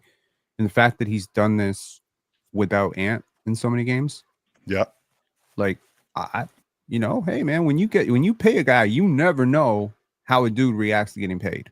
You never know, right? Sometimes they go the Chandler Parsons route. So this is pretty impressive shit from him so far. I also think that he's in a space where that's probably his last big deal, but I mean, I might be able to get something on the back end because I think this contract ends in 2 years. He's going to be like 35 or something like that. No, he can be And 33. 33. Okay. So, I mean, then he may be able to get another contract if he continues to play like this. For sure. Yeah. He may be able to get another contract playing like this. I like what I'm seeing from Julius Randle, to be honest with you. I think he's going to make the All-Star team this year. I would not be surprised if he did. All right. Well, the Wolves are now 4-3. They got a win last night. The next game is the Bucks and the Pacers. We talked about this game, so we've already talked about it heavily. We won't get into it. But the Bucks are now 5-2 with their win over the Pacers. They won by a score 117-115. We already highlighted it. Giannis Antetokounmpo hit a game winner. Giannis also had 33 points, 13 rebounds, 5 assists. Pascal Siakam on the other end for the Pacers had 32 points, 5 rebounds, 8 assists. He looked very good. And also, I want to shout out for the Pacers, Isaiah Jackson. He had 21 points and 10 rebounds. But the Pacers are now 1-6. I do like this kid Jackson. He's a dirty work guy that's skilled, and I really dig guys like that do the other stuff, but I can also go to you for a bucket too, and he'll also compete. But the guy that I want to talk about with this Indiana team, this kid Jarris Walker can play, man. I got to start. I wasn't that big a fan of Indiana, but the fact that now that they have been depleted in their roster, like a lot of these guys that wouldn't play are getting a lot more run. And this kid Jarris Walker can play. He definitely can play. I like his game. All right, fellas, the next game we got is the Utah Jazz in Boston playing against the Celtics. And the Jazz also hit a game winner, not really in Giannis Antetokounmpo fashion, but Yusuf Nurkic, of all people, got a game-winning putback to seal the Jazz's win against the Celtics by a score of 105-103. The Jazz are now 3-4. The Celtics are 3-5. And as for the game, Lauri Markkanen had his nightly 20. Didn't have the best game, but he had 20 points. Keontae George had a big game for the Utah Jazz. 31 points, 5 rebounds, 4 assists. And on the other end for the Boston Celtics, Jaylen Brown got busy and had 36 points. Anything on this game, fellas? But Jaylen Brown was 0 for 9 from the three-point line. That foul that wasn't called is ridiculous. That definitely was a foul. I'm gonna say this, Miles, about Keontae George. I've sat down at the table and I'm listening. I'm sitting at the table and I'll hear you out now. Because before I was just standing at the door like this, waiting for you to finish so I can just leave. I'll sit down at the table now and I'll listen to you about Keontae George because I don't hate what I'm seeing. With the Jazz, on the other hand, Penn, when you have a team that if you don't do something great, you're in trouble because they don't have anything to supplement them. So like when they're bad, they're awful. Like so when they're not making shots, they can't defend, right? They don't get in the passing lane. But when they are making shots, that kind of supplements that. But their offense can be so bad sometimes. And I think that with this team in particular, Boston had no business losing to them dudes last night. None whatsoever. Sometimes you just need the ball, chill. And there's only one ball in the NBA court. And sometimes you need guys to go out with injuries, or you need to be on these like talent-deprived teams that need playmaking to get the ball. Look at what's happening with Quentin Jackson in Indiana. Speaking of point guards who've put up performances greater than anything Ja has done this year, Quentin Jackson against Golden State was insane. Like that was mega. That's a huge reason why they won that game. His play this season has been incredible. So I think Keontae George is having a similar boost. You know, Keontae George, Bryce Sensabaugh. There's a lot of free opportunity in Utah, and you know Will Hardy's got this team playing hard. And I think when you have teams like Washington, Keyshawn George, you know, initiating a ton of possessions. Keyshawn George has been playing really good, really damn good. He's been playing great. You know, you have all these teams that maybe aren't super serious basketball teams in terms of contention, but they have a lot of young talent.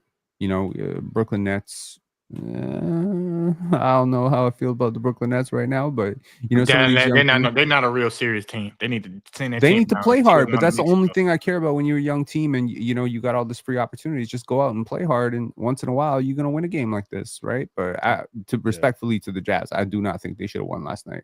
No, they had no business beating Boston last night. And like I said to you guys yesterday, that I felt like Joel Embiid is in the way of what's going on. Nurkic is in the way. When I watch, he is 100% just in the way, and not in a good way neither. Like he's just in the way of what they're trying to do.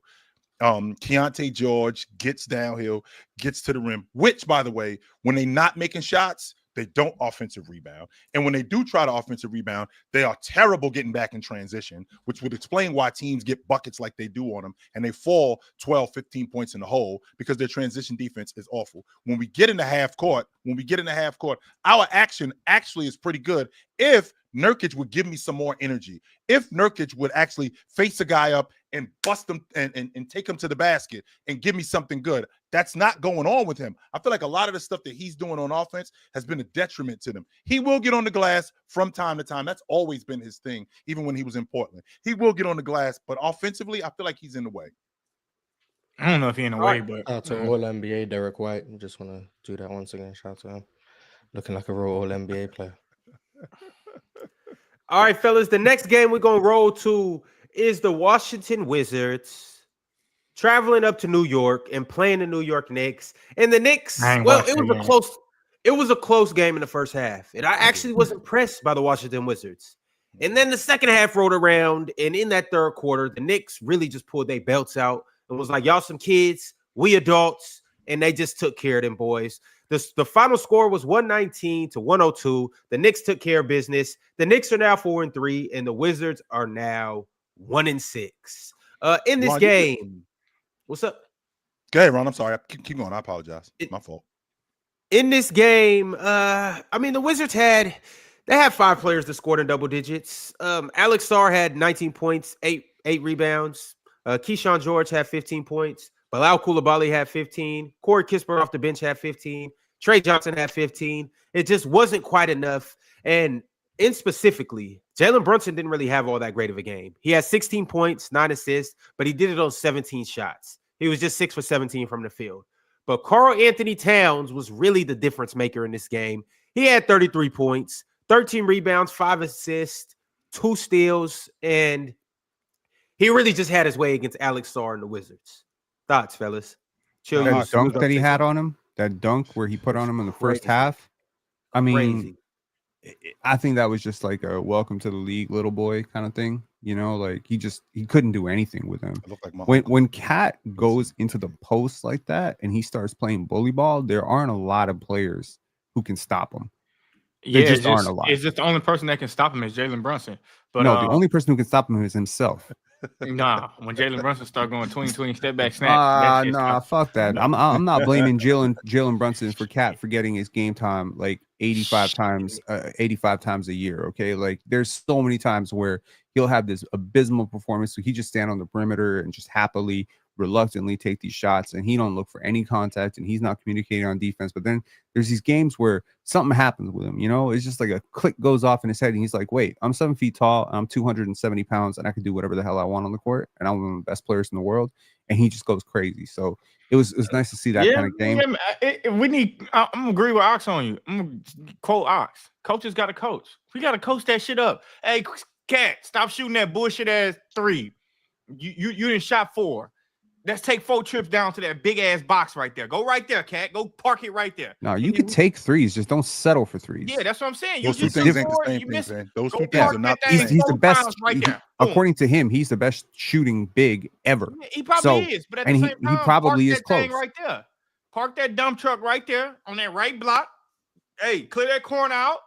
Cat, you are him. Do what you do. Can't nobody stop you right there.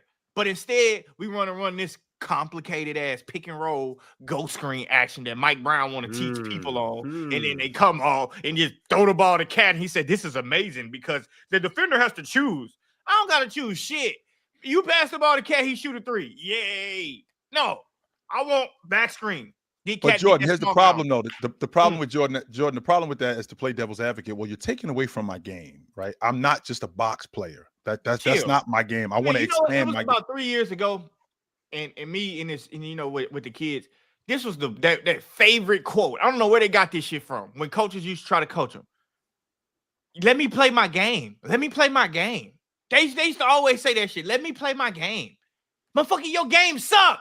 I'm trying to put you in position to where you can play the game, the basketball game, where we can win. Not let me play my game. Let me play my game. They used to say that shit to drive me nuts. This feels like a shot at Julian Newman. But also though, too, Julian Chill, Newman is trash. Come on. that opens up your game. By Cat playing inside, by Cat doing the big man things, like you can get a 3 on any possession. Like literally, the easiest thing to do is shoot a 3-pointer. Yeah. It is not hard to shoot a 3-pointer. It's actually the easiest shot that you can get. To go out there, float on the 3-point line and chuck it up. You can get that shot whenever you want. But in order to get a tougher shot, a more difficult shot, but the easiest shot, you got to work for it. Just like in life. The higher the higher the quality something is, hey, the better the chick, more than likely the more work you're gonna have to put in. The better the car, more than likely the more you have to spend for it. The better the quality of basketball, or the better the quality of the shot, more than likely you're gonna have to work harder for it. But it's all worth it, Cat. You see the way he was bullying them boys last night. Every time. We need that every night from Cat. Every night. Ron, I agree with you on every point of them except for one of them, man. Sometimes, but these ugly chicks been asking for too much. Like, come on now, you ain't that bad now, girl. The pretty ones, they sit still and be quiet and talk to their friends. These motherfuckers with all these big ass lashes and shit. That shit be killing me. They be asking too much. Your lash is too big. I can't give it to you. And but for the record, Jordan, block. For sure. Big ass lashes. I ain't got time for that. For the record, Ron, you could get your ass kicked and still play good. And I thought that Alex Sarr, I thought he played good last night. He just got roughed up, right? He got roughed up by a vet, a guy who was bigger than him, a guy who was bigger than him, a guy who was more skilled than him. I actually liked Alex Sarr around the rim. I actually liked Alex Sarr on the glass last night. I did. And I don't think that I don't think that with Cat roughing him up last night, I don't think that took that much away from his game. Like, I think he's getting better, and I really like what I'm seeing from him. He just got roughed up by a better player last night. He did play good, though. All right, the next game I got for you guys is the Dallas Mavericks playing in Houston against the Rockets, and the Rockets took care of business, 110-102. The Rockets pulled away late, and the Rockets are now 4-2. The Mavericks have fallen to 2-5. There may be some worry going on in Dallas in light of them not having their 2 best players. So we'll see if Dallas can get it together. But as of last night, shout out to PJ Washington for Dallas. PJ, 29 points, 12 rebounds. D'Angelo Russell also off the bench. He had 10 points, 12 assists, so he had a double-double. The Mavericks starting lineup last night was Max Christie, Cooper Flagg, Klay Thompson, PJ Washington, and Daniel Gafford. So Max Christie did enter the starting lineup, and Klay hasn't really been looking that good. In 18 minutes, he was 1 for 8 from 3, only finished with 5 points. So do with that what you will. For the Houston Rockets, Kevin Durant, he had a light 21 points, but that wasn't the story of the night for the Rockets. Şengün, 26 points, 11 rebounds, 6 assists. They don't call him Baby Joker for no reason. 10-20 from the field. And then you got Amin Thompson. Give the kid the ball, Ox. 27 points, 5 rebounds, 4 assists. Fellas, talk to me about this game. Last night, the Rockets talking to me about Amin Thompson. That's all I want to hear. I just talk to me about Amin Thompson. Amin played good last night, but I think if you watch the box score, you see that 27. Amin didn't play like a point guard, though. Yeah, that's what I was about to say. If you see they took the ball out of his hands and he played his best game of the season. Yeah, so I mean, yeah, let's talk about Amin Thompson. Let's talk about him. Sure, definitely not a point guard. That man no point guards. Yeah, that man no point guards. They've been taking the ball out of his hands more and letting Şengün initiate offense. Like, Mars, I got a problem with. I don't mind the Şengün initiating offense. I'm cool with that. This is the problem I have with Şengün. The longer he holds the goddamn ball, bad shit happens. He's just gonna turn the ball over, or he's gonna shoot a badass shot. He gets tunnel vision. Yeah, I hate when he hold it and he just sit there and just act silly with the ball, like looking, and then he start dribbling, and then he throw a garbage ass pass, and it's like, bro, you either got it or you don't. Move it quick. Like, I don't mind him initiating. It's just when he hold it and then think he finna do this same shit he was doing in the Turkish league, that shit ain't going in the NBA. Players are too big, too fast, too strong. You got to be able to play quicker and make decisions better. Now, with Amin Chill, he looked amazing when he not having them point guard duties and they got to go under every single screen. I didn't see much action from a pick and roll with him last night at all. I saw them. They put him in it. They made him play like Russell Westbrook when Russell Westbrook was there with James Harden. They kind of made him play like that a little bit.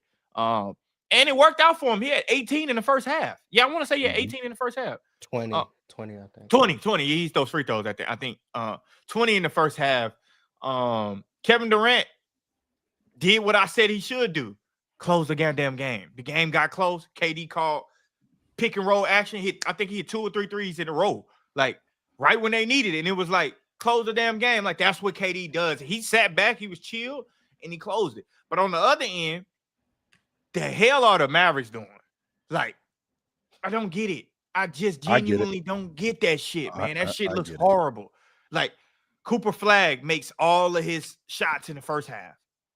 In the second half, where is he? PJ Washington offense. That's why. PJ Washington was balling. Yeah, you go run offense through PJ Washington. That's why. No, I don't want to do that. But I definitely don't want to do that. But I thought PJ played good. This is the shit I don't understand. Now, D'Angelo Russell, you know, every year I had this take about D'Angelo Russell, and he's sensitive about it too. He probably, matter of fact, I got something coming on him later on. He's sensitive, so he probably gonna comment on it again. But he takes some of the worst fucking shots I've seen in basketball, bro. And he take them motherfuckers like he hot. Chill, he take him like he already. Well, he's a shooter. That's what he is. He's a shooter. He's going to look at the basket. He's going to shoot the basketball. I mean, the fact that he played with James, the fact that he played with the players that he played with. I mean, he's going to shoot the basketball. That's just who he is. Chill. The Rockets turned it over. They get in transition. He comes up on the right wing and just jacks a three like he in a training session or some shit. But imagine he made it though. No, he hit the left side of the backboard. But imagine he made it though. Okay, whatever. No, he didn't. Yeah, Jordan, I'm not at this moment in time. That's the mindset. No, Clay got to hit the bench, y'all. Like, agreed. He's on the bench. Clay's an honorary starter. Like he plays like 20 minutes a game. Like he's but that's what I'm saying. He's Morris, not playing, he would honorarily like not be playing. And I'm not saying that I don't want Clay in my rotation. It's just at this moment in time, Clay, you're not gaining nothing right now by going out there and shooting 8 threes. You've been a shooter. You've been a shooter your whole life. But he always has though. That's Klay Thompson. My thing is Clay, those 8 shots that you're shooting, we already know that you're going to shoot those shots. You already know you can shoot those shots. Whether you make them, that's a hit or miss. My thing is, Clay, we could save you for later on when Kyrie and AD get back. That's when we're going to need you. At this moment in time, those 18 to 20 minutes, I'd rather would give those to Najee Marshall. I would rather give those to Max Christie. I'm saying, well, he can play more. I'm saying all of those minutes that Clay's playing, we could give those to D'Angelo Russell. We could give them to Jaden Hardy, Brandon Williams. These are guys right now that I would want to build up. So once we're fully healthy, these guys are ready to go. They locked and loaded. The bullshit Clay's doing, it's like you're not helping us win anyways. Yeah. But you're talking, Ron, like it's on him. Like he's older now. Like Miles, when you told me 2 years ago, I vividly remember this. Miles, when you told me 2 years ago, Klay Thompson was washed, I was like, oh, how dare you? What are you talking about? This shit just don't go in, chill. This dude is one of the best long ball shooters ever. But then I'm watching him. In the process of me watching him, the stuff that he used to be elite at that time, when you said that he was washed, he was still good at it. He just wasn't elite at it anymore. He was still good. Now we're at a point where the stuff that he used to be elite at, well, 2 years ago, he was still good at it. Now he's not even good at it anymore. Yeah, he trash. And it doesn't help that we're in an offense. It doesn't help that we're in an offense that we don't have a mass creator. And that really hurts. That's the point I'm making. Chief. Well, he joined the team to play with one, and Nico Harrison decided to get rid of him. So, in Clay's defense, he signed with the Mavericks expecting to play next to one of the best playmakers we've ever seen. Sure. That best playmaker we've ever seen got traded after a few months. Yeah. So, he was thinking it up with him too, though. That's neither here nor there. The point is that this is not what he signed up for. He didn't sign up for Cooper Flag, point guard, D'Angelo Russell coming off the bench, being the only guy who can create for himself and others. He did not sign up for that. And now I think you're seeing the combination of age, major injuries, and then not having that playmaker to create offense for you. And you're seeing this is actually just being washed. Like this is. And then he added a little bit more ass to it. It's over with. Yeah, this is, but he's a bad defender. He's Shit, not he helping can't get on them legs offense. to go for nothing now. That shit done. It's bad out here. And these goofy asses in the chat because they kids and they want to talk about this stuff. Like, she's not a small chick. Like, Oh, that's a hell big ass nah. chick. Hell nah. That's a big ass chick. No, I think she like 5'10", 5'11". That ain't a little bit of nothing over there. No, that ain't no little bit of nothing right there, boy. But to your point, Mars. Now, and I know that you guys jump on me. I do understand the vision, even though it might have been this. I understand the vision. They didn't anticipate Kyrie Irving tearing up his knee. They didn't anticipate Anthony Davis getting hurt like he got hurt. They didn't anticipate that stuff. And it's been unfortunate because this team was going to be built around them being a better defensive team. Now, Daniel Gafford is back out of the lineup again. This front line was supposed to be a front line. I think he got hurt last Derek Lively's out. Derek Lively's Derek Lively. No, Gafford was hooping like a motherfucker last night. Yeah, Lively's the one out. So Lively and AD are out right now. So now, was wrestling last night. With this front line that they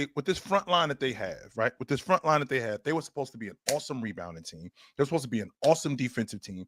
A lot of their offense was supposed to be generated from their defense. They were supposed to be able to go to Anthony Davis, to playing in that mid range, playing in the mid post, and for buckets. But a lot of this stuff, kind of a lesser version of what Oklahoma City was doing, that was supposed to be the vision. Only except this thing just completely went the other way. And I'm still standing on how good I think the Mavs are going to be, but I may have to. I may be wrong on this. And chill. You're gonna be all right. Chill. They just got to get to April. And granted, so last year by April though. Jordan. Last year over by December. What are you talking about? Well, last year they got the Mavericks got the 10th seed last year with 39 wins. Granted, 39 wins might not be the 10th seed this year. It might be closer to 42. So they might be able to go 500 or finish just above 500. However, I believe that they'll be able to do that. They'll get Kyrie back in a couple months. AD will still be sprinkled in throughout there. But all this team has to do is get into the play-in. That's all they legitimately have to do. What, the Mavericks to OKC? They're not going to do anything. Right. First of all, they're not going to do anything. Wait. Hold on. If they're the 10 seed, what? They're going to play OKC in round 1 and go home? No. They'll play in the play-in, make it to the playoffs. They could be the 7th seed. I don't know. Maybe the 8th seed. However, that means they have to be a 7 or 8 in the. If I'm the Mavericks, I'm not scared of OKC. I am. And when you got cool. You can go into the series fearless and get swept. Amazing. Cooper Flag going to average 15 turnovers. So, but now you're saying you're not saying they just have to make the play-in now. You're saying they have to be a 7 or 8 seed. No. Wait. Because if they're going to be the 8, otherwise they have no chance of being anything other than playing OKC. And that's what I'm saying. If I'm the Mavericks, once again, I'm not saying that they're scared of OKC. Like, oh well, you could be scared and get your ass kicked. If I'm the Mavericks, I don't believe I'm outmatched by OKC. Now, if I'm the Mavericks, doesn't change the truth. You can believe whatever you want. It doesn't change the truth. To Miles's point right there, Ron, you think that Memphis went into that series last year against Oklahoma City looking at them like, yo, these dudes are superior to us? They looked at Oklahoma City like, yo, we can beat them. Who believe the earth is flat. That doesn't mean that they're right because they believe it. Chill. You saying that right now, you're flip-flopping right now, Chill. What do you have the Mavericks doing? I got them as the 4 seed. No, what do you have them doing? He meant 14th, y'all. Wait. I got them in the Western Conference Championship. I got Denver dealing with Oklahoma City. I don't like that matchup at all with them in Oklahoma City. I hate that matchup. So wait. If Dallas is the 4 seed, they'd play OKC in round 2 though. What? Let's see if the number 1. Yep. So they would have to be the 5 seed then. Yeah. I mean, regardless, I don't think the Mavericks. I agree with Ron. I don't think the Mavericks plays the winner of 1-8 playing Oklahoma City. So either Dallas is the 3 seed or the 6 seed. Kyrie, I don't think the Mavericks give a shit. To be honest about that, they're not that. I think the biggest thing, Chill, as far as with the Mavericks, it's kind of just being healthy. You know, the Mavericks got a big lineup that they can use from. Regardless, playing against the Thunder is going to be a tough game. But if that's the cards that they dealt with. Fine, they willing to deal with it. And if I'm you really don't want to play the Mavericks at full healthy. A team that can't score going against OKC does not sound like a good recipe. A team that can't score without Kyrie Irving and Anthony Davis. They couldn't score with Anthony Davis. Yeah, but Kyrie Irving Kyrie? comes back and change that. Like change that, Kyrie bro. changes Kyrie, things I love dramatically for this Kyrie. team. Kyrie isn't making the worst offense in the league good. Look, man, He's just God, not. like He can do something though. when Yeah, for God, sure, he helps. when God Yeah. gives you a door, walk through it. Okay, don't big brain this. You lucked ass backwards into Cooper Flag. To me, that's the day this whole we're gonna go win a championship shit should have changed, because Anthony Why? Davis is hurt. Because Klay Thompson is washed. Okay, Yeah, but they weren't expecting him to come out and be washed, trash. and you weren't expecting that, and you were expecting a 3-year runway to build up a championship team, and you had this 2-3-year window. I think you need to lock away this idea of we got this 3-year window, we traded Luka to go win championships. You're kind of locked into that because you did all this negative press, like Nico and all these guys, the ownership, they did all this negative press about Luka not being ready to win championships. Okay, that take is fried. Now, the worst thing you can do once you lose the money is to then double down and lose more money, and then triple down and lose more money because you wanted to, protect your ego. No, forget the ego. Klay Thompson is pretty washed, but he's still a big name that maybe some team will be willing to trade for. Chill. What is the What is the? I don't think year? they want to be trash. I don't think. No, it's what's the peak year of Klay Thompson? Thompson? If I'm being honest, I think his peak was 2014, 2015. That was the absolute best of Klay Best Thompson. version of Klay Thompson. 15, 16, 14, 15. Those are your two options. Those are think it the was best 18. years. 18 was the best year of Klay Thompson. I disagree. Fundamentally, his defense has moved off like since earlier in his career. You could argue he was a more complete basketball player, but he's playing next to KD plus, the greatest spacing in NBA history. I think at this point, he's almost 10 years removed from his absolute best. At worst, he's 8 years removed from his absolute best season. How many players do you know that are great 8 years removed from their We don't need best him to be season? great. We just need him to make a couple shots. I think you're looking for him. He's trying to been go back making to shots, and he's 25. been an average to But below Pin- average Pin, starter you for could- years now. Yeah, but that's okay. Ken, you but don't I'm blow it saying up because full of average Klay strength, Thompson, I don't think though. we need to blow that Yo, up. you right got now. you This- got this an team- 18-year-old you blow it player up who when needs AD minutes. has Achilles tendonitis and Kyrie has a torn ACL when your team can't score. Fact. Yeah, but that's it's probably the it's reason November for it. though. It's I 7 mean, games and in the season. here's also the thing too though. Here's also the thing because Pin, I'm Vic. not completely mad at your take. And Mars, you got a point. My thing is February is a ways away. Yeah. Like let's ride the wave right quick. Let's see what's going on. I'm not overreacting to Klay Thompson because to Mars's point, we knew he was washed.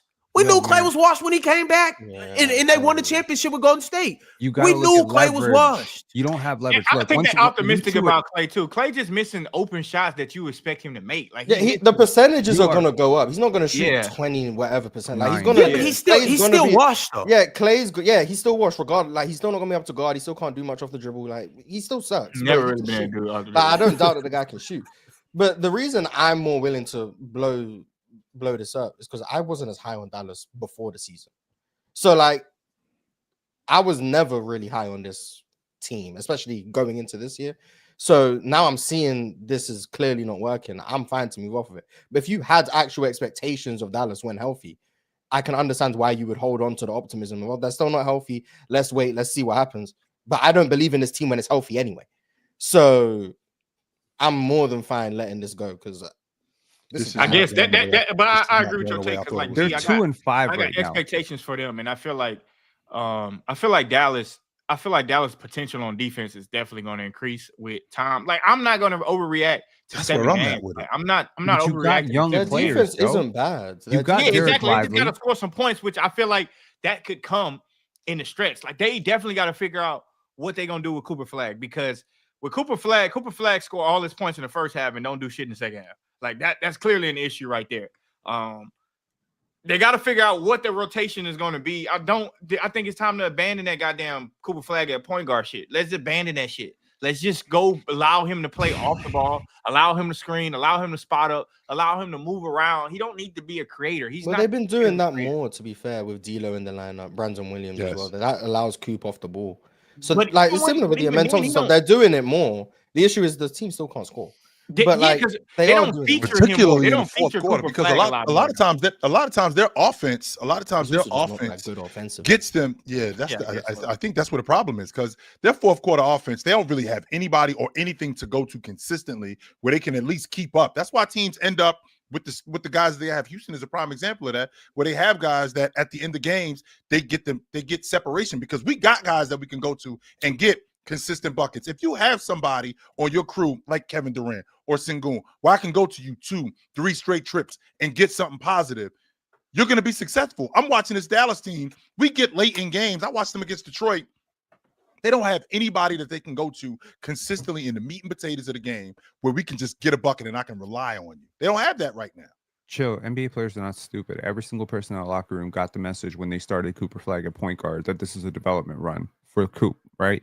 You can't be giving your point guard development reps when you got Klay Thompson and Anthony Davis and Kyrie Irving soon to come back. Look, you got two timelines right now. On the one hand, I think you got your small forward of the future in Cooper Flag. I think you have your center of the future in Derek Lively, and that's great. I think you have some good young pieces on this team. I think Najee Marshall can grow with it. I think there's some young players like Christie who can probably pop off. But I think at this point, you need to look at teams that are maybe a little bit desperate and just say, Klay Thompson, still a big name, still draws a defender out to guard him, can provide some positive spacing. What can we do with this, right? Can we maybe get a couple seconds in a deal? Or can we get off this contract for a couple seconds and get a youthful player back? I think you need to pivot. I think you're going to be bad. You're 2-5 right now. You got an easy part of your schedule coming up. You got New Orleans, you got Memphis, you got Washington. Okay, if you pick up some wins here, it's not moving me, because then you got to go face the Clippers. You got to face the Blazers. You got to face the the Minnesota Timberwolves and the Knicks. And it's like, if you get too far behind in the West, if you're like 2-10, now you also don't have leverage. Because if you lose leverage, now teams get to lowball you because they know you have to tank. They know you're trying to get rid of your expensive contracts. So before the house floods, go get insurance. Get off some of these older guys. Stop trying to do this 2-timeline bullshit that almost never works. Go give Cooper Flag the So this Giannis thing has already runs. failed in your estimation, Pen. So this It thing has absolutely failed. So Giannis This failed in February when they traded Luka. Yeah, and I don't know why we and keep God acting threw like that's you a what the lifeline. brigade. God threw you the number 1 overall pick and said, hey, I know you messed up. I know you made the dumbest trade in NBA history, but here you go. Here's an attaboy. Okay, this is a nice little concession prize for being an absolute idiot, because apparently we like to reward people for being idiots in this society by giving them second chances. So we've given you a second chance. Don't blow it. Okay, this is like the New Orleans Pelicans right now. They got a gift from God, right? When Tyrese Halliburton had that injury, because they owned that pick. And they said, you know what? You know what I'm going to do with this gift from God? I'm going to give y'all your pick back in the middle of the finals, the day before Tyrese Halliburton tears his Achilles. Like, some teams are just too stupid. You can't even save them from themselves. I'm just saying, if the Dallas Mavericks want to get off this money right now, they can. They can trade. You know, I understand. Like, there's an ego preservation thing here. We build this up. We're gonna win a championship. Okay, that's before we got Cooper Flag. New information. That's before Kyrie tore his ACL. New information. That's before Anthony Davis, who is possibly the biggest asset not named Cooper Flag on our team that can actually be moved, has Achilles strain. Or Achilles tendinopathy, or whatever he has. Mars in particular jumped on my case yesterday about about Joel Embiid and anybody taking that contract. Now I'm thinking about it from a seller's aspect. I ain't thinking about it from who's going to take that. I'm thinking about who can I get to take this. That's what I'm thinking about. And Anthony Davis, I think the last 2 years of his deal, he got 58 and 62 million on his contract. Now, this is an injury-prone guy. Over the last 2 years, it's going to be hard to move that. But I, as a seller, am not thinking about you taking it. I'm thinking about me selling it. How you feel about it after I sell it to you, I don't care about that. I got to deal. It's not going to be hard to move, AD. I got to deal with you. It's him and Embiid. But before you say the deal, Pin, him and Embiid are in two different rooms. They're not even in the same house. They're not on the same block. Like, Joel Embiid is like, when you look at him play and when you look at his history, like, Joel Embiid does not have full seasons at full health and all of this. He's like, he is completely broken down. Anthony Davis is he plays still viable. Yes, he's still viable. Like, he's younger too, by the way, right? Yeah. No. What's they might be the same age. No, Anthony's 32 and Embiid might be 31. I think Joel Embiid is 30. I think he'll be 31 coming up. Yeah, but his knees are 68. So is Joel Embiid 30? He's listed at 31. That's what I was getting at, Jordan. He's a year younger than Anthony Davis. Right. Oh, really? However, chill. It's two completely different scenarios. Like Anthony Davis, if they were to say right now we want to trade Anthony Davis, that phone gonna be ringing and buzzing. They gonna get all type of buyers. They probably already got him, to be honest. It's probably somebody already like testing the waters. And one of them teams probably is the Warriors. The Warriors be doing shit like that. Boy, they'll pull off some shit and get Anthony Davis over there. Yeah, but And Jonathan AD next Kuminga, to it'll be Jonathan Hell, Kuminga and boy. Cooper. and we're starting AD over. and with Draymond flag. is intriguing. But I I'm just telling think you, the- boy, the the biggest Warriors point- will pull some shit off like that, and everybody will be mad because they're gonna instantly be championship favorites.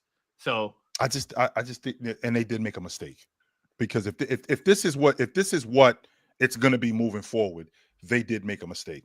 If it's not what I think it is, then they 100% made a mistake, no doubt. I mean, they All made right, a hey, mistake In the regardless. but- championship, they still made a mistake. Yeah, so. they made Yeah, a mistake. I still got regardless. the deal. This was never. Yeah, this was never gonna work out in my mind. what you got, Penn? Because we got to move into these super chats. Okay, chill. You are the Dallas Mavericks as the biggest Dallas Mavericks supporter up here. Okay. I got a deal for you. I'm the Philadelphia 76ers. Okay. I'm going to offer you Joel Embiid, Jared McCain, and a 2028 first round pick from the LA Clippers. How you feeling? For Anthony Davis? Mhm. Shit. For Anthony Davis, straight up. You don't got to add nothing.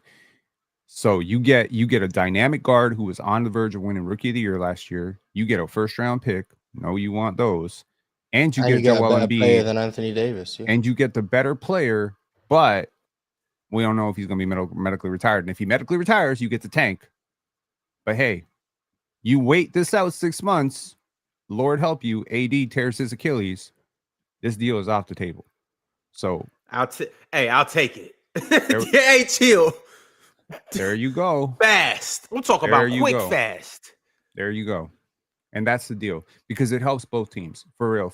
Like I don't know where the minutes are for Jared McCain right now. He's a hell of a player, but you got Quentin Grimes, you got the ascent of VJ Edgecombe. I think you've got a really positive problem here, and you get to swap Joel Embiid for a big who can probably play in a more guard-centric offense.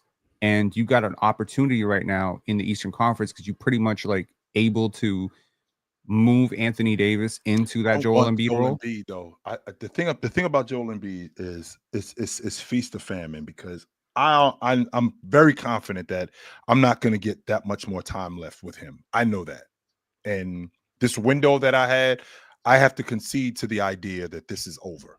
I have to even what I tried to do over the last year in that 3-year window that we talked about. I have to concede to the idea that this is over if I'm trading for Joel Embiid, because I ain't gonna have Joel Embiid in 2 years. I'm not. Well, I'm probably Embiid's gonna on a have to 4-year get- deal, and AD's on a 3-year deal. So the whole incentive from my end, in terms of why I'm even giving up assets here, is I'm getting off $55 million, and that final year is like $60+ million. Right. What you're doing is you're giving me a bigger problem than I already have. So And I'm giving you two incredible assets, because that 2028 LA Clippers pick might be a first overall pick for all I know. Here's the thing that I'm thinking of. I know we got to move on. Right? Ain't no way that's gonna be a first overall pick. All Top I 10 know is pick. Embiid better than The Anthony oldest Davis, roster in the so league, You're yo. getting the best Facts. player in the trade. All right, y'all. We're jumping into the crunch time chat segment. You guys have sent through a lot of super chats, so we gonna go ahead and dive into these. Starting with my man SMN R&DM. SMN said, go ahead and move you up here. Are you guys legit letting Jordan get away with this bullshit?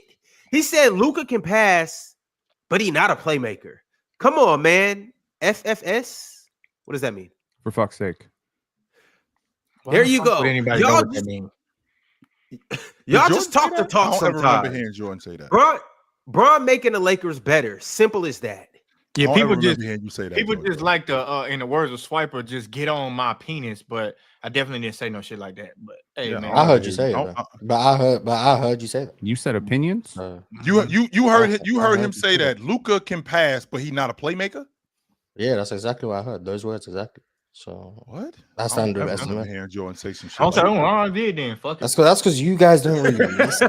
I listen. I 100% listen. I'm I not about definitely to remember hearing rewind you say it, but someone after the show will give the timestamp of him saying this Yeah. exact Yeah, word. it'll probably be in the context of me saying some different shit, but you know, because that always happens. You know, I'm very good at remembering what I said.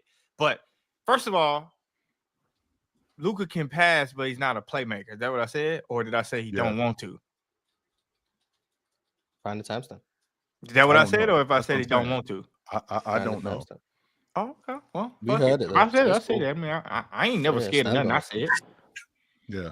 You know, I ain't never scared of nothing. I said. So Stand on your nonsense. that's crazy, Ron. But Yeah, that's crazy. hey, man, you know, Hezzo Melo. I couldn't help myself, yo. I'm sorry, but Hezzo Melo. in the good to have you context back, of what Ray.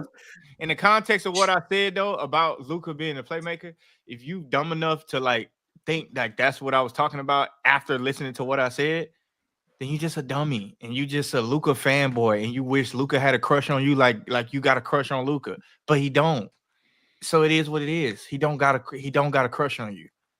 It's not that serious. You don't. I just want to shout out. I want to shout out all the Probably dummies good. in the chat, and I want to shout out all the smart people in the chat. You guys will really do us a favor if you could like the video, if you could subscribe, and ultimately to become a member because we're about to roll out some good perks here in a second, very soon that the members will be able to take advantage of and leverage for a better experience. All right, and Sauce Gardner to the Colts. Hezzo Melo Jello said, did y'all watch LeBron last year? He was playing off Austin Reeves even before Luka even got there. His usage rate was at 27.5%. The last time his rate was that low was his rookie season at 27.6%. Fair. But Luka was at 34% last year. You have the wrong mic. I don't know what you've You got done. the wrong You're mic using on. the wrong mic. Man, you good. See, Ron kicked you for a reason.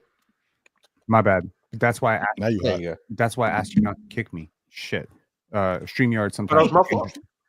Yes, it was your My fault. bad. Stepped My off bad. for My like bad. 2 My seconds. bad. My bad. as Stepped off usual. for 2 seconds, yo. L host. My bad. Yeah, Garbage. my bad. Yeah, specifically, I think it's Luke Jordan. You're chewing is killing me, bro. Killing me. Like, I'm Wow, just like, sir. what the hell? Just mute the mic. Disgusting. Damn. Luka are- had we a are had animal a health up here. 38% 100% usage we this are. year, and we were at 34% last year.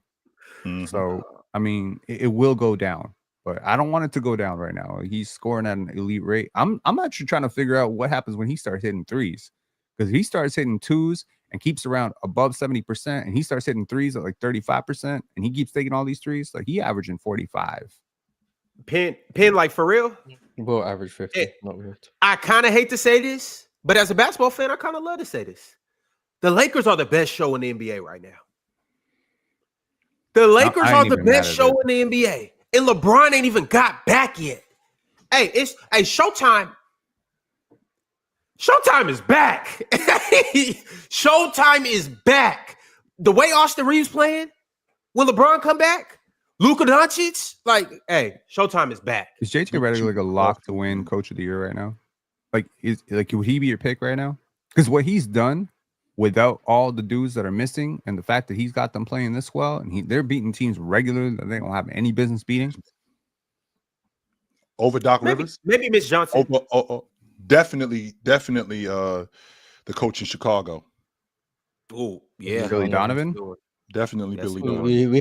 We have an undefeated team in the association, by the way. Just want to put that out there.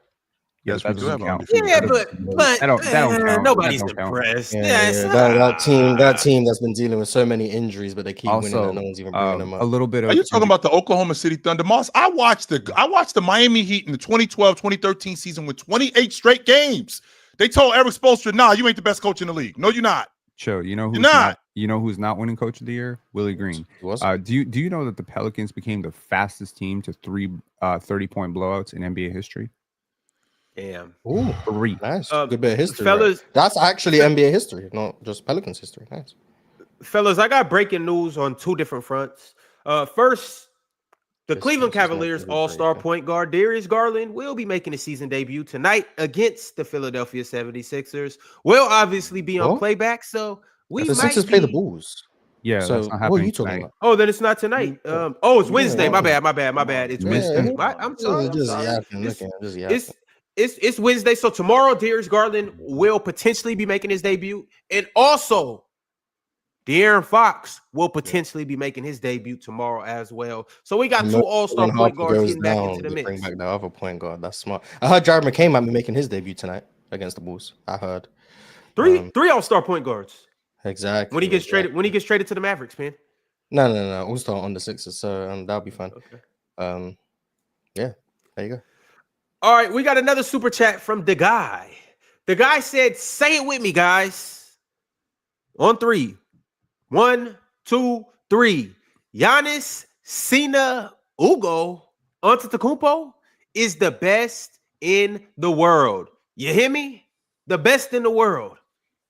I'm not gonna say what I don't believe. Shout out to Giannis, Cena, and Ugo.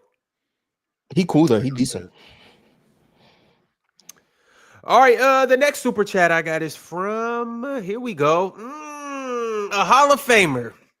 He was up here last Friday. He came up here and fried some of your favorite panelists, and he set the record straight. He was even so impressive, Morris hit me on the side and asked me, could he become a regular panelist? His name is Delsky. And Delsky said, Giannis finally learned how to play basketball. He's half court closing now.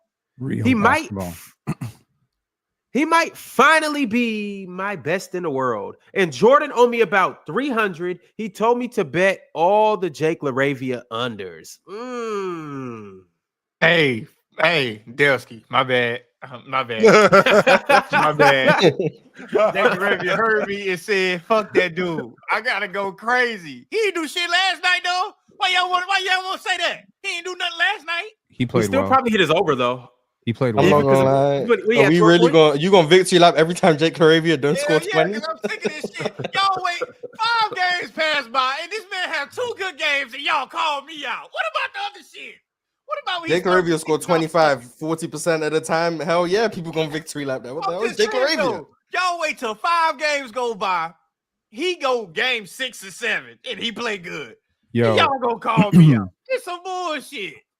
But Facts, hey, Jordan. I'll take it on this. Facts. I'm not mad. You know it is what it is. Y'all right. Y'all got it. Jake For LaRavia. what it's worth, your Dennis Schroeder, Derek White agenda is back up and running. Just Oh, for it been running. I knew it. It been Yeah. running. it's not running. It was crazy to begin with, but I will say was this: never watching, crazy. yeah, it was. Watching the Lakers, Ever since I watching said the that, Lakers Dennis last Schroeder be night. kicking ass. Watching the Lakers last night was really like weird for me because on the one hand, I was kind of rooting for them because they're undermanned and scrappy, and Marcus Smart playing the way he's playing, and Nick Smith Jr. playing the way he's playing. But on the other hand, I was like, damn, that means I got to issue apologies to Jake LaRavia for talking shit about him, Bronny James for talking shit about him, JJ Redick for talking shit about him, DeAndre Ayton for talking shit about him. I've been talking shit about this whole damn team like all offseason, all year. And right now I look really stupid. But I will say this. When LeBron and Luka Real come back, Talk and Dion from Ohio an apology as well. I ain't apologizing to Real Talk. You remember Real Talk's last apology to me? Proceed, it was Vic. a- Never mind. Proceed. But yeah, maybe you guys shouldn't just be talking shit about players. I don't know. Maybe. Or maybe you should. Mars, you don't talk shit? Yeah, you don't talk shit, Mark. That's maybe you guys shouldn't be talking shit. Oh, okay. Okay, I got you. All right, fellas. The next super chat is from Indoor Voices Network. Indoor Voices said, Bron finally got a squad that he doesn't have to carry and people trying to trade him. This is the best case scenario for a 41-year-old. 5th ring on the way. Not moved. 5th ring on the way. Maybe. All right. The next super chat I got is from here we go. Average Joe. Average Joe said, I'm not mad at Clay. I understand why he doesn't have legs in his jumpers right now. NBA careers are not supposed to be this long, just so we're clear. Right? Average one's about less than 5 years. Even all-stars are usually retired like 12, 13, 14 years. Like he's really pushing it at this point. He's 35 years old. I don't know what people expect from him. But like I remember players, like this might be controversial. Chill. How do you feel about Allen Houston? What about him? How do I feel about him? I think he was a great player. Yeah, was he one of the best guards in the 90s? Like one of the top 10, 12 guards in the 90s? Yeah, he was. He was awesome. Yeah, he was amazing. When was he done? When was he washed? I think he was like 33, something like that. Exactly. And Allen was a mega professional, took care of his body, ate the right stuff. He was like always showing up in shape. He wasn't like a Zion situation where he's fluctuating weight and not taking his body seriously. It's just like that's normal. That's what's supposed to happen. You're not supposed to be great at basketball when you're 35. I feel like Bron has ruined people's brains into thinking this shit is normal. There's not 100%. nothing normal about this. I've been on that. And these people, they think that these guys are going to be here forever. They're not. They're not going to be here forever. And Curry's not going to craziest be thing here is, forever. James is not going to be here forever. KD's not going to be here forever. These dudes are not.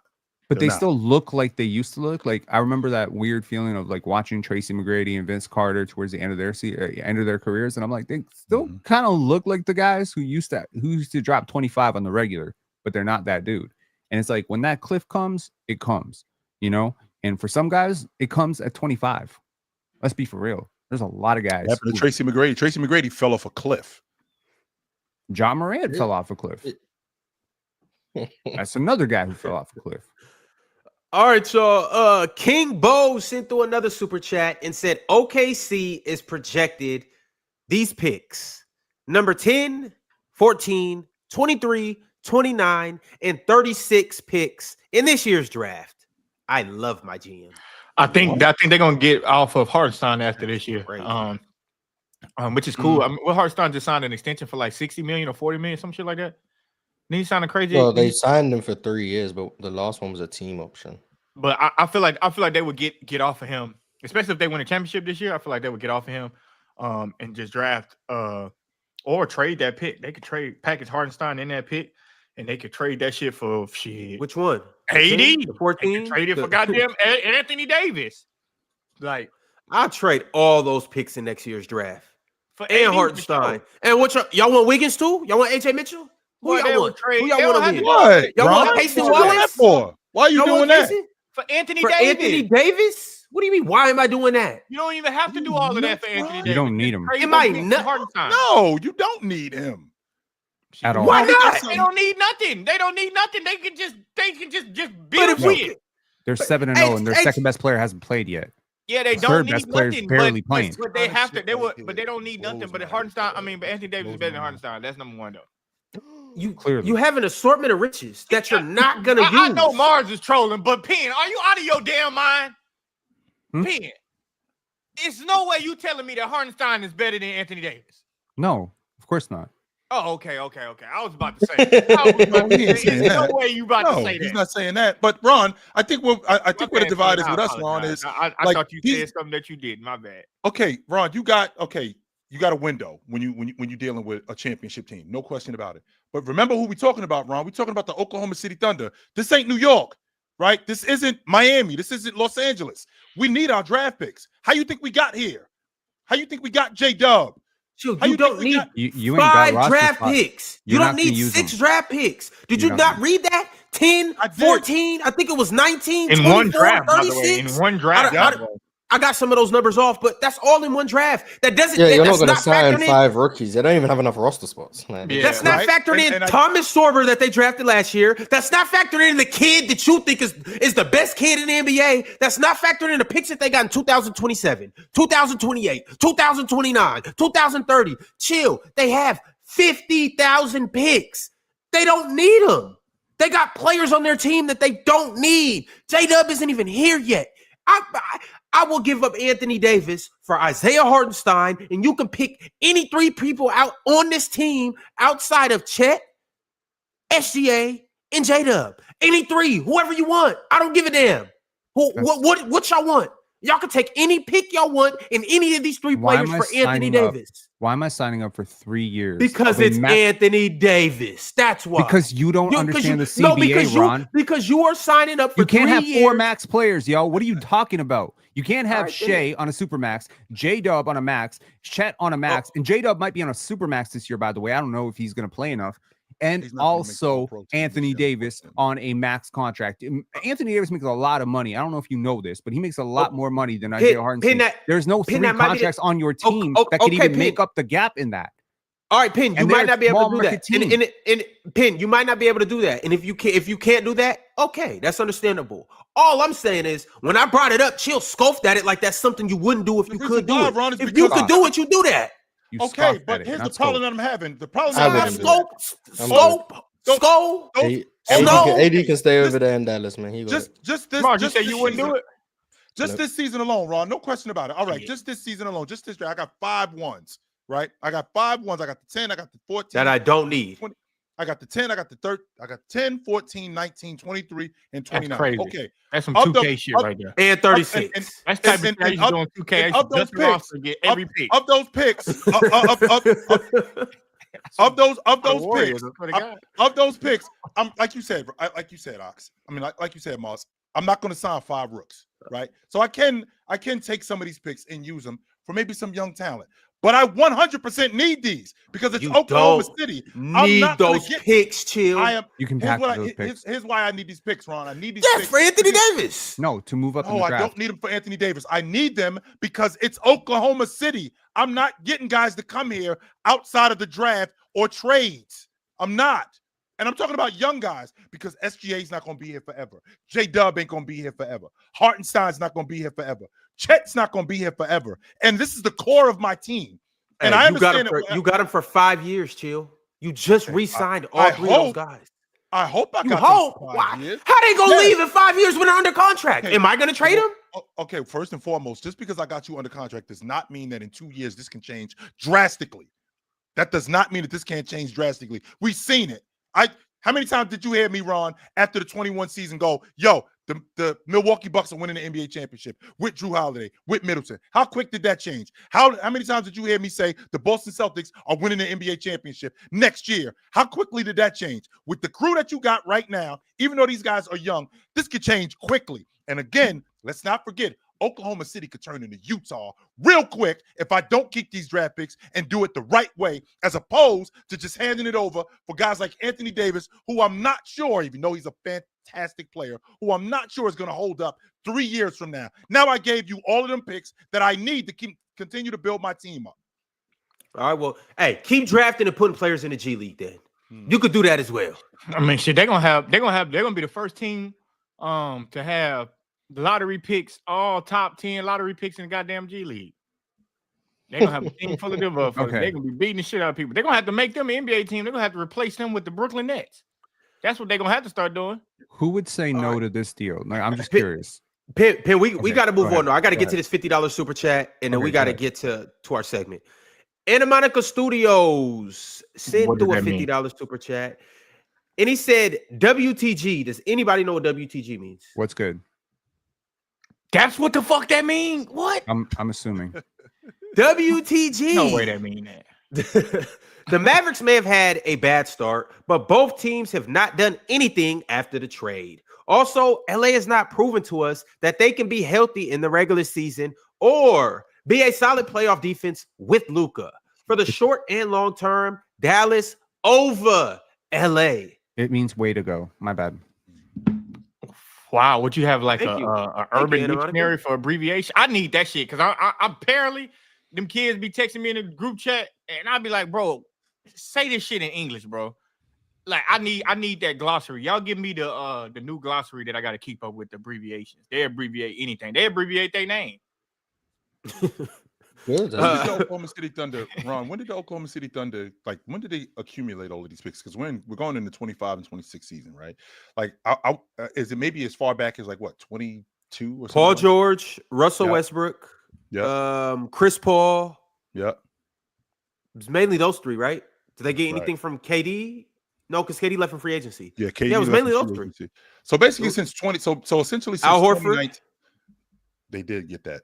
I do remember that. So basically, since 2019, they've accumulated all of these draft picks, and now they got some more, right? And this is what Yes. they've built over the last 6-7 years. And in order for us to continue to do that, we gotta Alright, keep that's these crazy, draft bro. picks.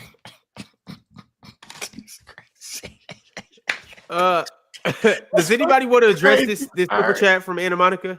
One more time. The Mavericks may have had a bad start, but both teams have not done anything after the trade. Also, LA has not proven to us that they can be healthy in the regular season or be a solid playoff defense with Luka.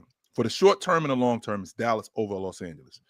My chips are Ridiculous. still on Dallas right now, and I may be wrong. but my Over chips are LA, still on chill. Dallas. My chips are still on Dallas right now. We're not watching the same season. Yes, we are. We watching the same. I season mean, right now. yeah, the Lakers are And going to the go a stretch where they look old too, though. Like, don't forget that shit too. The Lakers going to go on a stretch where Didn't we Not do that because last of year? Luka. Drench, didn't we do that last year? Like of we had a course. stretch where we thought James was washed. Like James had a I stretch never. in like I mean, December. but you know, chill. When I called out the Lakers, Right.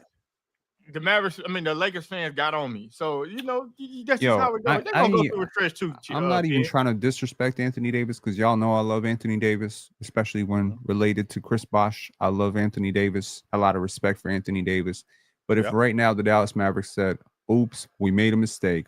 We want Luka back. We'll give you Anthony Davis and the next 8 first-round picks." I'm still saying no. So no, you didn't win that trade. I'm tired of people trying to relitigate this. I'm tired of people throwing Cooper Flag into that trade and acting like, oh, because Cooper Flag is here, oh, it kind of evened out. This is cope. Okay, y'all coping. You know, this is the stages of grief. You went through the crying phase. You went through the threaten the life of your GM phase. You went through quitting on your team and wearing Luka jerseys to the games and getting kicked out of games and all that stuff phase. Okay, cool. Now you're in cope. You're like, oh, the Lakers suck too, I guess. No, they don't. They're the story of the league right now. I mean, if they don't make it to the championship, though, who cares? yeah, then it's Who like cares? whatever. So what? The Lakers got to win a championship to justify that trade was worth doing, or at They least could go freak- to the championship. Why? I mean, Why? No, then it doesn't matter No, then. you got it flipped. The Dallas Mavericks have to win a championship to justify that trade was not a complete That's wash. exactly it. That's And a by fact. the way, they could That's why win they a did it. championship, and I'll still tell you it was a dumb trade. well, if you do how- that, All right, there's fella- something wrong with you, Fellas, we got to transition. We got a couple Mhm. things we got to hit today, fellas. So let's lock in. The next thing we about to do is the splash of the day. Jordan, talk to me. What you got for us? My splash of the day, y'all gonna be surprised. But my splash of the day is Bronny James, man. Come on, man. I feel like Bronny James played serviceable last night. I think he did a lot of things to help the Lakers win. And it's Bronny James because back-to-back minutes in the fourth quarter. I wasn't really impressed with that. Like, I've been impressed with how he do that. Well, how he done that. So that's my splash today. I got Bronny James. You know, I know a lot of people think I'm a hater. So, hey, man, you know, it is what it is. You think I'm a hater? I don't care. But All right, well, shout out to Bronny James. He got the splash of the day. And in case you want to make a splash today, all you got to do is download the Splash Sports app, where you can make your picks there. You go more or less on 2 or more players. And the best thing about it is you are competing against fans. You don't have to compete against the house. You seen what happened to a couple people recently when they competed against the house. It didn't really turn out too good for them. But here's the thing. The quick picks on Splash Sports, it's their new peer-to-peer DFS game where you pick more or less on 2 players, as I just mentioned. Your entry gets matched with other players at the same buy-in and at the same pick count. They have fair matchmaking, so you are competing against people, not the house, yet again. You also have more strategy. You have a diverse range of lines, which means you could just find multiple ways to outsmart the other person by picking, the players that you believe are going to, ball out that night, or for certain other reasons that you could just outsmart them just because you know the game more than them. And then also you have better odds too, because you don't have to have a perfect card. You just have to pick more correct picks than the rest of the group and you win cash. If multiple players tie for the top spot, then you guys just split the prize. So new users, this is what you need to do. Use code PLAYER for a deposit match of up to $50 and a 100% boost on your first entry. Once again, hit that link in the bio, build your quick picks, and let's see who really knows ball. I just want to say, All right, picking a guy fellas. who had 5 points and 6 assists as your splash of the day is the most hater shit you could ever do. By the way, I just want to say that. why is that hater shit? 5.6 assists is solid for Bronny. And he plays some good See, defense. that's exactly what I mean. That for Bronny, that's the thing. Oh, Bro had yeah. 5 Oh, points and absolutely. 6 assists, and you call it a splash of the day. No, You but- realize the splash of the day has been that's not no Giannis. hater. No, that's not no hater because I didn't think he could do none of That's that a shit. sympathy splash of the day. No, I didn't You didn't think he Yo, could what- have. Hey, Damn. shout out to the splash of Yeah, the day. you Shout love out to that shit. Bronny. Bronny got the splash of the day. Fellas, now we are going to move into our super hot takes. I'm going to go around the room. I'm going to ask you guys, we're in week 3 of the season. What is your super hot take at this moment in time? What is something that is crazy, but it's not ridiculous, though? Jordan, I'm going to kick you to rock. We're going to start with you. Talk to me. What you got for us? Something that's crazy but not ridiculous. Damn. Ja If you need a Morant. second, No, go ahead. no. Ja Morant will probably get suspended for a long ass time again. I just think he's gonna do something detrimental to the team. They're just gonna suspend him again.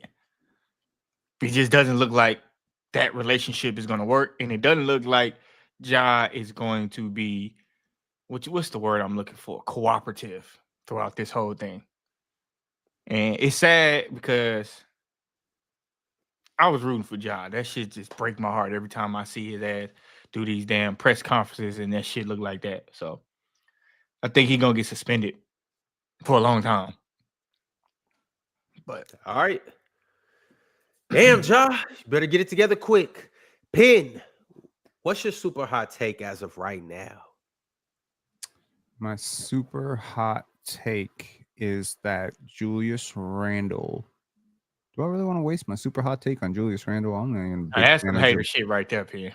No, I was about to say he's gonna make All NBA. You don't even know what I'm gonna say. That's not hater shit. You don't want to waste it on I Julius don't think Randle. that's ridiculous at all. Oh, that is hate. Okay, I'll give you a better hot take. My super hot take is that it's not even that super hot. I think Cedric Coward is going to be top 3 in Rookie of the Year voting. Yeah. Nah, forget it. Sorry, I should have prepared for this. God damn. I think Colin Murray Boyles is going to be top 3 in Rookie of the Year voting. There we go. Shit. How could I you use? going there? Yeah, I think he's been amazing. He's hitting his threes. He played bully ball, against the Memphis Bigs in the last game. And I just feel like quietly, he was the best player in the SEC last year, just to be clear. This was the best conference I've ever seen in my life, collegiate basketball conference. And he was arguably the best player in that conference. He just played on a bad team. And, the physicality is translating to the league. He's starting at center at 6'6", Joe. And he's been really good defensively, which is whack. He's had matchups against the worst teams imaginable for him. He's gone up against direct matchups: Alperen Şengün, Anthony Davis, Victor Wembanyama, Evan Mobley. These are horrible matchups for an undersized big, and he has done well. Jaren Jackson the other night. So it's just all-star, all-star, all-star. What happens when you go up against Charlotte and you don't have an all-star in the big spot, right? So I just think he's going to finish top 3 in Rookie of the Year voting, and he's going to shock some people. Yeah, I'm going to use that. Yep. Mars, talk to me. Super hot take as of right now. That's crazy, but it's not really all that ridiculous. And make it super hot fire, Mars. Come on. Yeah, people complained that last time my take wasn't hot enough. If Bronny was the same height as his dad, he'd be a better player. That's not even a take. That's what can you say? How's that even a take? Yeah. That's a super hot take. If Bronny was the same height as his dad, he'd be better than his dad. Right now or in his prime? No, he wouldn't even be better than his dad. But shit, if Bronny was super hot take, is that not enough? He probably would be a little bit better. I'm trying to get some clarification on your take. Are you saying if Bronny James was 6'8" instead of whatever the hell he is, 6'1", 6'2", you're saying he'd be better than LeBron at 39, 40 years old? Or are you saying he'd be better than LeBron at 26? He'd be the best LeBron James on the Lakers right now. Oh, you talking about Bronny right now? Okay. I mean Bron right now. Yeah, okay. There you go. Is that hot enough? I disagree, but okay, I got you. Crazy, I disagree, cool. though, but Okay, there you go. Super hot take. High. Okay, I follow the rules. There you go. There you go. Bronny would be the best James on the team if he was 6'8". Big Ox, I seen you just creep in here. Yeah. But I'm not kicking you to rock. Chill. You gonna lose not giving me the ball. We saving you for the last shot. Chill. What you got for your super hot take today? I think Philly's going to miss the playoffs. Damn. I didn't know you was coming in hot like that. Yes, sir. Because Embiid's in the way. Yeah, because Embiid's in the way. No, but they have some issues. Them motherfuckers can't keep getting down 20 and then coming back and trying to win. They got one of the They worst can't defense. play. Their defense sucks right now. That's the biggest problem. Yeah, so I don't think they need to be able to do that. So I kind Chill, of. what's their record right now, Chill? They're at the top. They're the number 1 seed in the East. Number 1 seed. And they're what? They're 5-1. They play the Bulls. So you got to completely fall it off, Chill. Can you tell us why? I think that their defense is one of the worst defenses. I think they bottom 10 in the league in defense. They don't rebound nearly as much as they should. I think that they rely a lot on their perimeter defense, which isn't great. I mean, I think VJ Edgecombe is giving them. I think VJ Edgecombe is giving them a lot of what they need defensively, but to have kind of the same logic with Cooper Flagg, to rely on a rookie that much to do what he's doing defensively, I think you're asking a lot. Rookies get their asses kicked defensively, and I think it's a lot less difficult as an offensive player, as a rookie, to translate in the NBA than it is defensively. And I think that with their defense and their rebound, I think that's one of their biggest problems. And they rely on Joel Embiid, who doesn't play every night. In fact, I think that he's not playing tonight because they got a back-to-back. So he's not playing. No, he's playing tonight. He's not playing against Cleveland. Okay, he's not playing tomorrow night. That's what I'm talking about. So he's not playing tomorrow night. So with that being said, I think this is one of their biggest problems, because they rely on him a lot to be their ankle on defense, in the paint, as a rebounder, as a rim protector. So I think that I think Philly, I think the Philadelphia 76ers are going to miss the playoffs. Not impossible. Right. It doesn't make sense to you, Planet Kai, whatever your name is. That's because, like I said, you and I look at basketball differently. I don't look at basketball the way you do. You look at basketball from the 22-year-old mind that you are. You haven't seen enough basketball to talk to me about how I look at basketball. So I'm good on you. You think I'm an idiot? You ain't grown enough yet. So the same way you feel about me, I feel the same way about you. The exact same way. And you talk Planet about Kai, your little pebbles ain't even dropped yet. You ain't even got no bass in your voice trying to talk to Chill. How you know? Don't worry, Chill. I got it for you. Pissing on your nuts. All right, Big Ox. For some people, that don't never change, Ox. Big Ox, super hot take. Talk to me. Oh, man, I had to run. I had to run for a second, y'all. Sorry to ditch out on practice like that, but I'm back. Crazy that I'm here for this part of this show. I don't think I have a super hot take. I think this is pretty level-headed. First of all, I believe as much as I want to show some love to my man Kawhi Leonard, he don't need my love, man. He's a legend already. I wanted to keep it on the East right now. I want to explain to y'all that I've changed my mind. Uh-oh. I've changed my mind. Uh-oh. It won't be the Knicks. It is. It won't be Orlando. It will be that team in South Beach that wins the East this year. It will be the Miami Heat that win the Eastern Conference this year. Now, I'm not saying they're winning the championship because, they might not do that. But the Miami Heat will undoubtedly win the Eastern Conference championship this season. No doubt about it. Oh, the playoffs, not the season record. In the playoffs. No, I'm talking about they will win the championship. They're going to the finals. They're going to the finals. The Miami Heat, the Miami Heat are going to the NBA Finals this season. I can guarantee it. You know what guarantee it. That means Bam is an All-Pro this year. No, that's my other take, Chill. That's my other take. They won't have any. They won't get any love. They won't get any love. No love. No love. They won't have any all. They won't have no All Pros this season, and they will win the Eastern Conference Championship. Homework. I gotta go do. When's the last time a team went to the NBA championship with having no All Pros on their court? No, I'm not saying that Bam won't be worthy of it. I'm not saying that Tyler Hero won't be worthy of it. I'm saying they won't get none. Right. When's the last time that happened? Was it the Knicks? Or was it the Pistons? Yeah, 99. Yeah, that might be the Knicks in 99. So Ox, they 4-3 right now. You from what you've seen in these 7 games, you moved? I can't when you're this early in the season, I can't go off record. I can't go based off record wins and losses. I can just go based off what I'm seeing them do. You know what I'm saying? How they're playing. Yeah. And the fact that they obviously have the best coach in the association. You know what I'm saying? He's the best coach in the association. I don't think that I should get any pushback for that. But I think they're playing really good team basketball. I think off the bench, Jaime Jaquez, the young fella Jovic. I've been waiting for Jovic. I thought last year was going to be when Jovic broke out, but I think that's going to be this year when he finally contributes to winning basketball. Jaime Jaquez is back. And come on, they got my man Norman Powell over there. So they got enough firepower. They got enough firepower on the offensive end. Norman can fill it up. Tyler can fill it up. Bam can give you 20. They got enough scoring. I know y'all might not see it. Andrew Wiggins can get hot. Y'all might not see it just by looking at him. They got enough firepower to score the basketball. But then they got Davion Mitchell at the head of the snake on that defense. Bam, y'all know what he is. Andrew Wiggins is still a good defender. They got enough defense. They got everything you need, and they're bought in. That's the main thing for me. They're bought in. When the coach is bought into his players and the players are bought into their coach, that usually equals winning a lot of basketball games. So I want to reiterate that the Miami Heat will absolutely win the Eastern Conference Championship this season. The 2000 will not. Pacers didn't have any All-NBA players. Nice. No Reggie Miller. Yep. No Jalen Good pull, Rose, no Mars. Austin Good pull, Mars. Crozier. The Miami Heat 25 are, ago. if I'm not mistaken, they are number one in pace in the entire NBA. They average 105. So their pace is insane. Their defensive, they're one of the top defensive teams in the league right now. Everyone is playing well. Norman Powell is obviously playing well.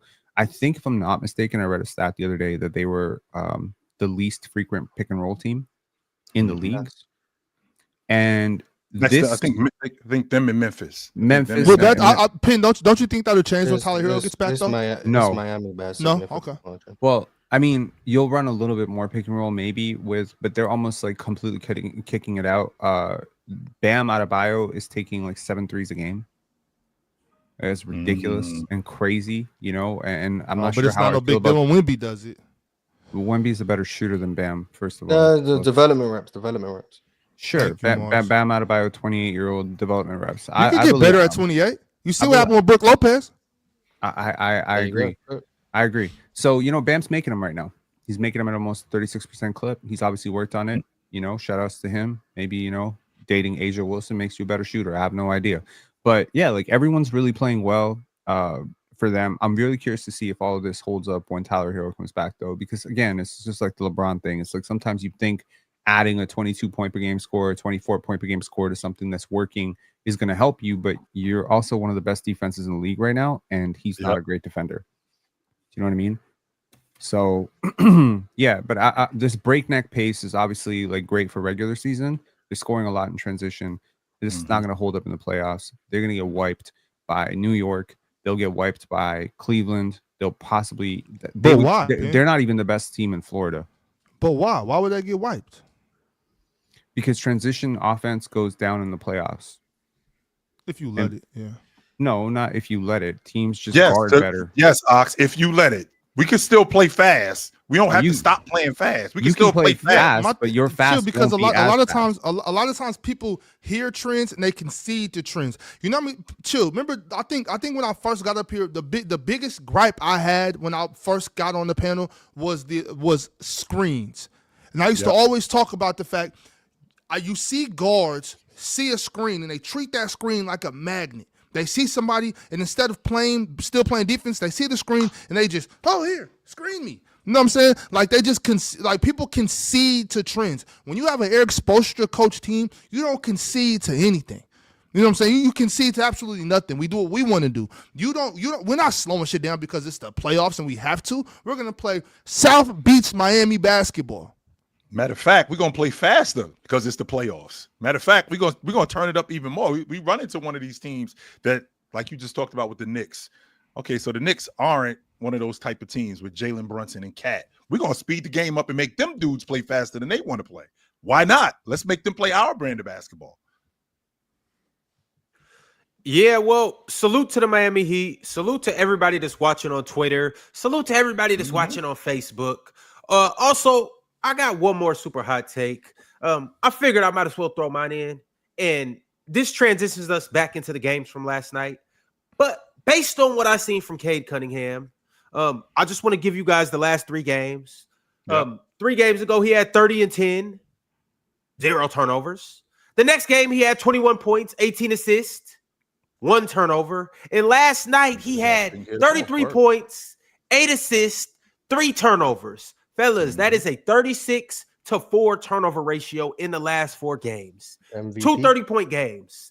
And really, ultimately, what I want to say is, and they won all 3 of those games. Really, ultimately, what I want to say is, by the end of the season, by the time we are in the offseason, Cade Cunningham will have stapled himself as the best point guard in the Eastern Conference. And I don't even really think that's all that hot.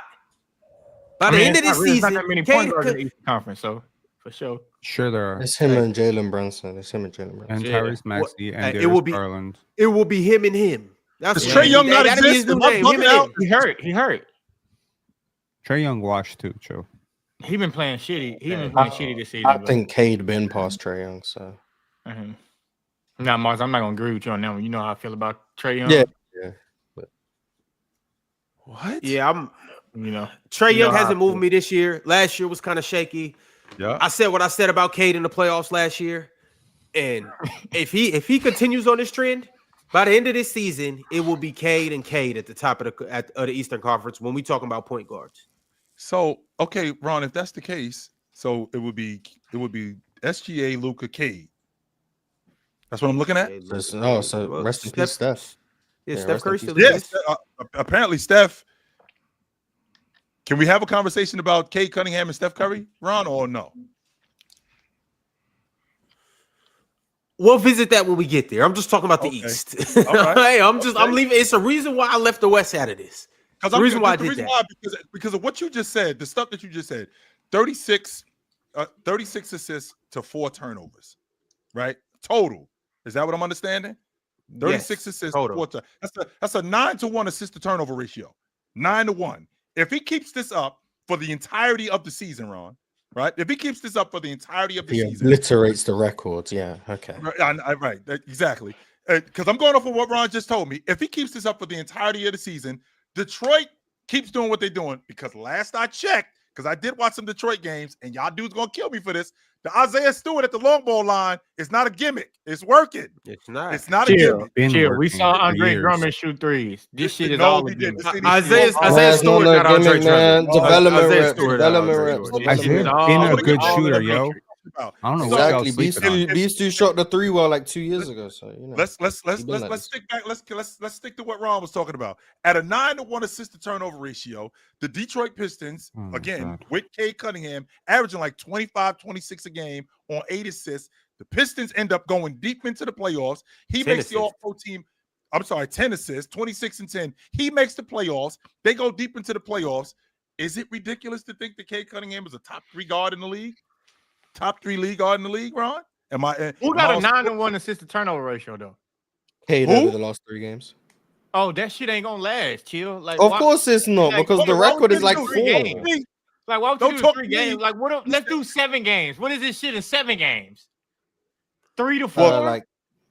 Like 2.5 to 1.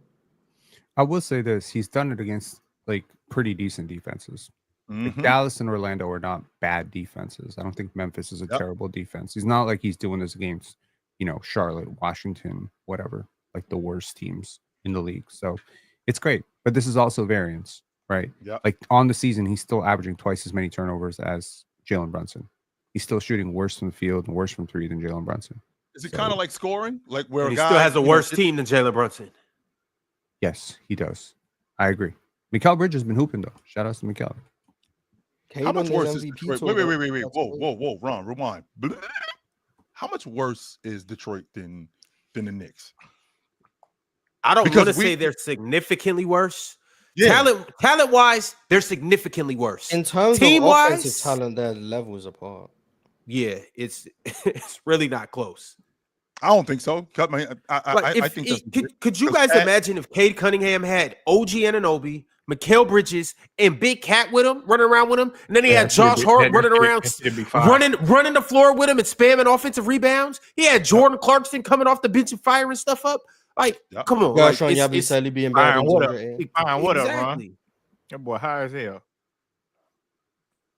So I'm yeah, just- but Ron, I mean, I'm just thinking from the aspect of what Detroit was last season. They're a bad call away from maybe this being a 7-game series. And I think that they've gotten better this year. Jalen Duren is much better this year. Beef Stew, to you guys' point. I mean, he actually doesn't look bad stepping out and stretching the defense. Cade Just looks like great. Andre Drummond. Cade, no, it's not close. It's not the same as Andre Drummond. I don't know why you keep saying that. Andre Drummond, get Andre Drummond as with the long ball line. Hell no. He cracked one the other day, though. Chill, come Yeah, he on. Yeah, Their rotation- Jackson Hayes made one the other day. Their rotation, yeah, we saw that. Their rotation guys have been really good. So this team has gotten better from last year. Toby has been like a heaven sent for these young guys. So this team has gotten better. From a talent standpoint, there is a gap between them and the Knicks. If you saw them, if they're continuing to go the way they're going, if we saw them see the Knicks in the playoffs, are you comfortable sitting here telling me that the Knicks beat them in the playoff series? Are you comfortable with that? Yes, I mean, the Knicks would be My best favorites. player better than your best player. I would probably choose the Knicks, but that has nothing to do with me thinking they that don't got Jalen any Brunson. it really does depend on like what you just said there, because you said that there are other guys like their rotation has been good. That's what you said, right? I don't think Duncan Robinson's been great. I don't think Tobias Harris has been great, and I don't think I think Harris LeVert's been bad. So like again, limited sample size. These guys haven't been super healthy. Okay, Harris LeVert's missed some games, but if those guys don't figure it out, and again, like two of those guys, like Tobias was a revelation last year for me. I've never been a huge fan of Tobias Harris until last year. Last year was like some of the best hoops I've ever seen from Tobias. I thought he was perfect in his role. Yep. He needs to reprise that role. He needs to, find it again with that team, without Malik Beasley, without, Tim Hardaway Jr. It's just a new team. And I don't love that Duncan Robinson contract. But at the same time, like I like some of these young players, so Sarr Thompson and Ryan Holland been hooping. Like I think that's great, and Cade finding it. And to the point of last year's playoffs, if Cade plays maybe a little bit better offensively last year, they probably win that series. So and if they don't get cheated, sure, that too. But I mean, like it's a really good sign if you're Detroit's management thinking our star player shot that poorly, and we were right there. So I also do want to just throw this out there, Chill. Other than Giannis Antetokounmpo, there is nobody in the NBA that shoulders an offensive load like Cade Cunningham, night in and night out. And for the most part, he delivers. It's nobody that does the Santa Claus job of when I just throw this sack of presents or coal on my back and just carry it, drag it all around the world. That's what Cade Cunningham does. He is Santa Claus for this Detroit Pistons team on offense. And he's also been all right on defense. So we just gonna disrespect LaMelo like that? Okay.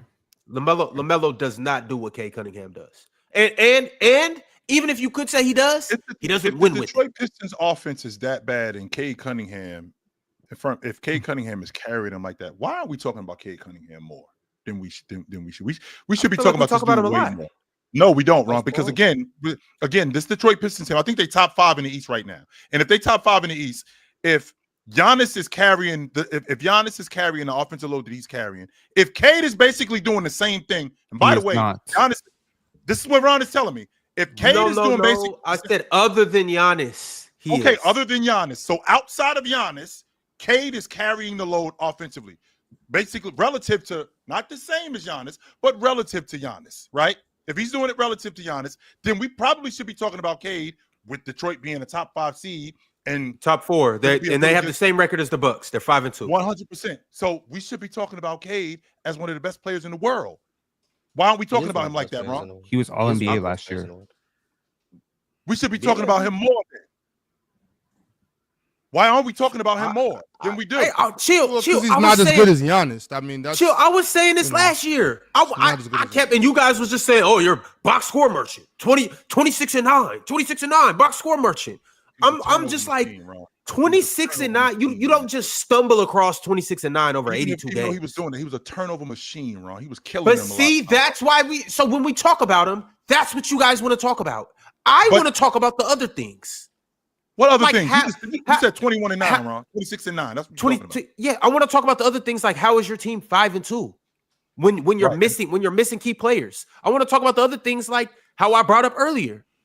Obviously he's not going to have a 9-to-1 turnover ratio over the year, but over these last couple games, he hasn't turned the ball over like that. I want to talk about how like a bucket getter getting buckets and on a streak right now. So so where do we level out with Cade? If it ain't 9-1 and it's not 2-1, where do we get what's the in between with Cade this season, Ron? Sure, I don't even want to predict it, and I can't call it. We just kind of, because he's so young, we just got to watch it and see. Can we get 4-2? 2-1. 4-2 is still 2-1. That's not a change from last year. Here's the difference. I'm still getting more assists. That's not how he averaged 9 last year. He's not going to get 18. So Yeah, It's still gonna be 2-1. 4-2 is still 2-1. You just made the numbers Yeah. bigger. Okay, so I don't know, 4-1? chill. We just got to see 4-1. 3-1, How maybe. about 4-1 then? 4-1 is 4-1 probably would be 4-1 Is with that nuts? with the amount of birds and he No. has. I highly doubt that's No? possible. Yeah, 4-1 is kind Because of then you're talking about him How many turning the more ball assists over is he like gonna twice. get? Hold How on. about 3-1 then? How about 3-1? There you go. That's For- probably He ideal. call it takes 5-2. too many. Let's call He it 5-2. takes too many risks 3-1, with 5-2, the basketball, and honestly, turnovers are not the worst thing in the No, it's world. not. Turnovers are not the worst thing in the world. People focus too much on turnovers. I like some of his turnovers. Some of his turnovers suck. Like I think Mars brought up the stat a few weeks ago where he said Oh, he yeah, led the good entire NBA in lost ball He turnovers. lost the ball. Yeah, he lost the ball the most in the league. Yeah, like those are bad turnovers. Dribbling it off your foot, just losing your handle, and it dribbles out of bounds. Those are crazy ass turnovers, right? But some of the turnovers are based on you seeing something and your teammate didn't see it, and you throw the pass where their teammate's supposed to be. Like that They shit fumbled happens out of once bounds, or the twice. pass dropped. Yeah. Or you deliver a big man a pass and he just not looking at the ball and boom, he just boom, he has hands of stone and it falls out of bounds. That's your turnover. I agree to some extent that every pass you throw is your responsibility, but sometimes it really don't be your fault, right? So some of his if you throw turnovers, somebody a ball that's not looking, it's kind of your fault. like I think it's like pick your poison. There is a lot of low turnover point guards that just don't create a lot of advantages, and I actually dislike those players a lot more than I dislike players like Cade and Trae Young. Trae Young and Cade will try stuff, and I appreciate that about them. Scotty try stuff too. Why you didn't put him in there? Are y'all not gonna say nothing to Penn about this take that he's making? What? Because What take? when I make this take, I get booed off the stage. When I tell you guys turnovers aren't really all of that. You're not me. Okay, Well, what you say is turnovers don't matter much because the guy's getting assists. Yeah, I'm not saying that. I'm So saying yeah, if you want to act like you said the same thing Penn said, then cool. Because Penn saying the same thing I said like 2.5 years ago. But wasn't watching everybody 2.5 years ago. just- Don't yeah, I'm use not saying you copied. It's me. I'm just two saying, great minds arriving Yeah, at the this same isn't conclusion, exactly. Mars. This isn't exactly. No, Pin, you stole No, this. because But Mars, what you said is when you try right, harder, you're right. try harder stuff. What Jordan was saying, if you're making passes and your teammates not cutting just because you think they should be cutting, or if you're passing the ball where they're not, or passing and they're not looking, and you're making bad Where you passes. think they should be? Yeah, like if they start cutting and they stop, you play like trying to get open, then that could be their fault. Like it's like no, finish your cut. But if they're not cutting and you make the bounce pass, like hey bro, next time cut, yeah, that's a bad pass. So if you pass it and they're looking this way, even though they should be looking at you, and hits them in the back of the head or goes out of bounds, that's a bad pass. You know what I'm saying? Either way, you because it's your burden. The burden is on you. That's why assists are so hard to come by. You know what I'm saying? That's why actually the other day when y'all were talking about potential assists, I was like, I like this stat in certain instances. You know what I'm saying? I like it in certain instances because, if I give you a good pass and you don't finish it, then yeah, but no, it's your fault. The burden is on you. The burden is on you. So when I say from here on out, all turnovers aren't that bad, y'all remember that. Y'all remember today. Y'all remember this timestamp. I mean, a turnover is still a turnover at the end of the day. It's still not good. No matter how you slice it, it's not going to be good. Now, how detrimental is going to change? Like throwing out of bounds is not as bad as committing a live ball turnover. It's just not, because one creates a transition opportunity, one creates a set defense because you have to inbound the ball. So two turnovers both aren't equal. So it's just about understanding context and how things work. It's the opportunity cost of the turnover. So like for instance, there might be a really high value. This is the discernment of a point guard, right? If you see the game like a point guard, you understand this. You have a guy who is wide open underneath the basket, but you got to thread this pass, and it's a tricky pass through two defenders with long arms. Do you take that? And it's like 9 times out of 10, if you're a good passer, you're going to try to make that pass because it's going to lead to 2 points guaranteed. That's the high leverage pass I'm talking about. I'm not talking like you just randomly swinging the basketball and you just throw it off target to the third row. Those are dumbass passes. I'm talking about what is the cost benefit analysis of every pass you throw, because some passes are tough, but they're tough for a reason, because on the other end of that pass is a guaranteed 3 or a guaranteed 2, right?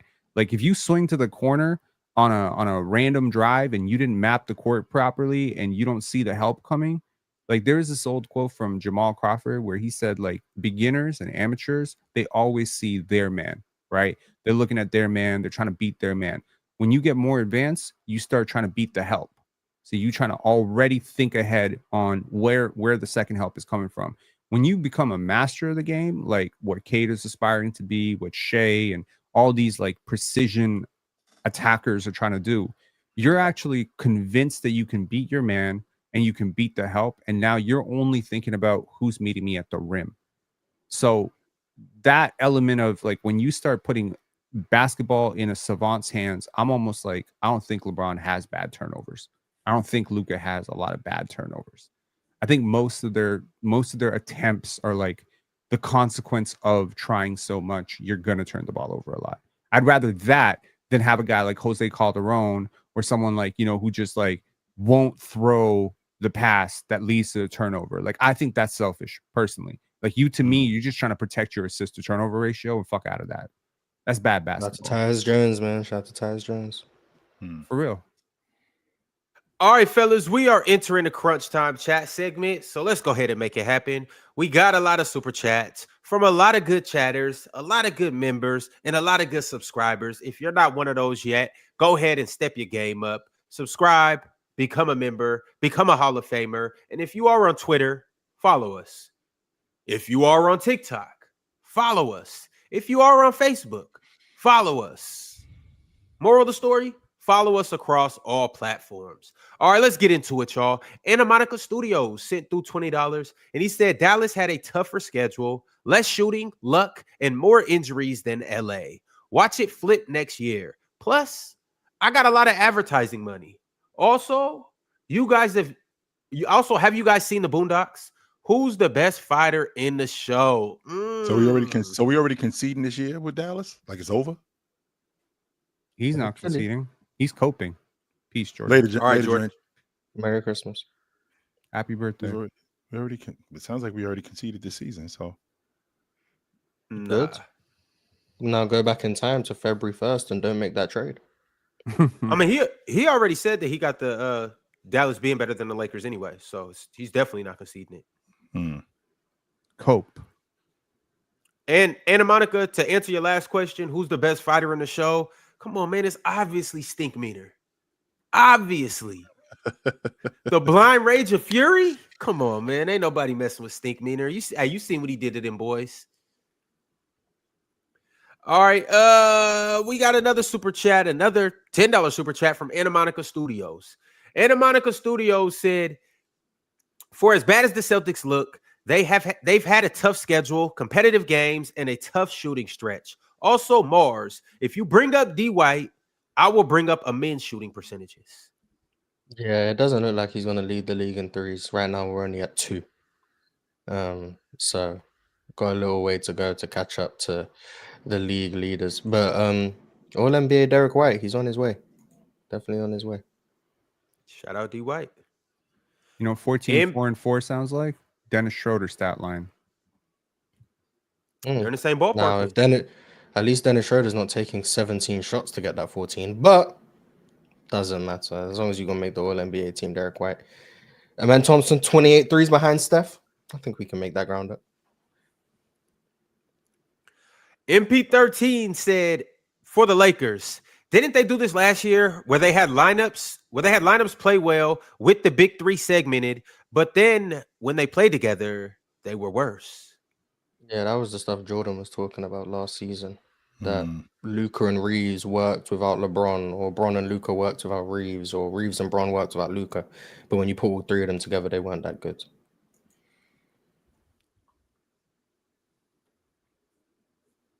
There you have it. Leaf Diggy said if the Boston Celtics finish under the 6th seed, they will get a higher draft pick than the Nets. It's already set up.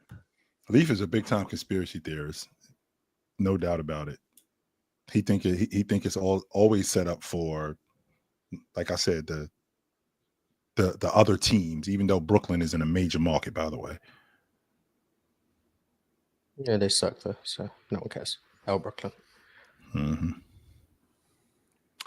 Yeah, well, hey, if the Celtics get, it's some good ass prospects right now. But if the Celtics get Cam, if the Celtics get AJ, if the Celtics get Peterson, if the Celtics get Koa Pete, they in the game. And shout out to all of them too. They all played yesterday and they all got busy. Shout out If to the Native Celtics won the lottery, Ron, if the Celtics end up winning the lottery, that'd be nuts. That would if they end up missing the playoffs and win the lottery, that would be nuts. They take. That's just what happened to Dallas. Sure, we talked about that. Remember, me and you talked about that a couple months ago when we was like, hey, they might just want to go ahead and just get in those Cambuza sweepstakes. They just won the NBA championship. Cambuza plays tonight, right? Cambuza plays tonight, right? I don't know, but so I'm gonna be watching. Chill. I read a graphic yesterday that are gonna blow your mind. Okay. Yep. Through 120 games, Mars. Do you know where I'm going with this?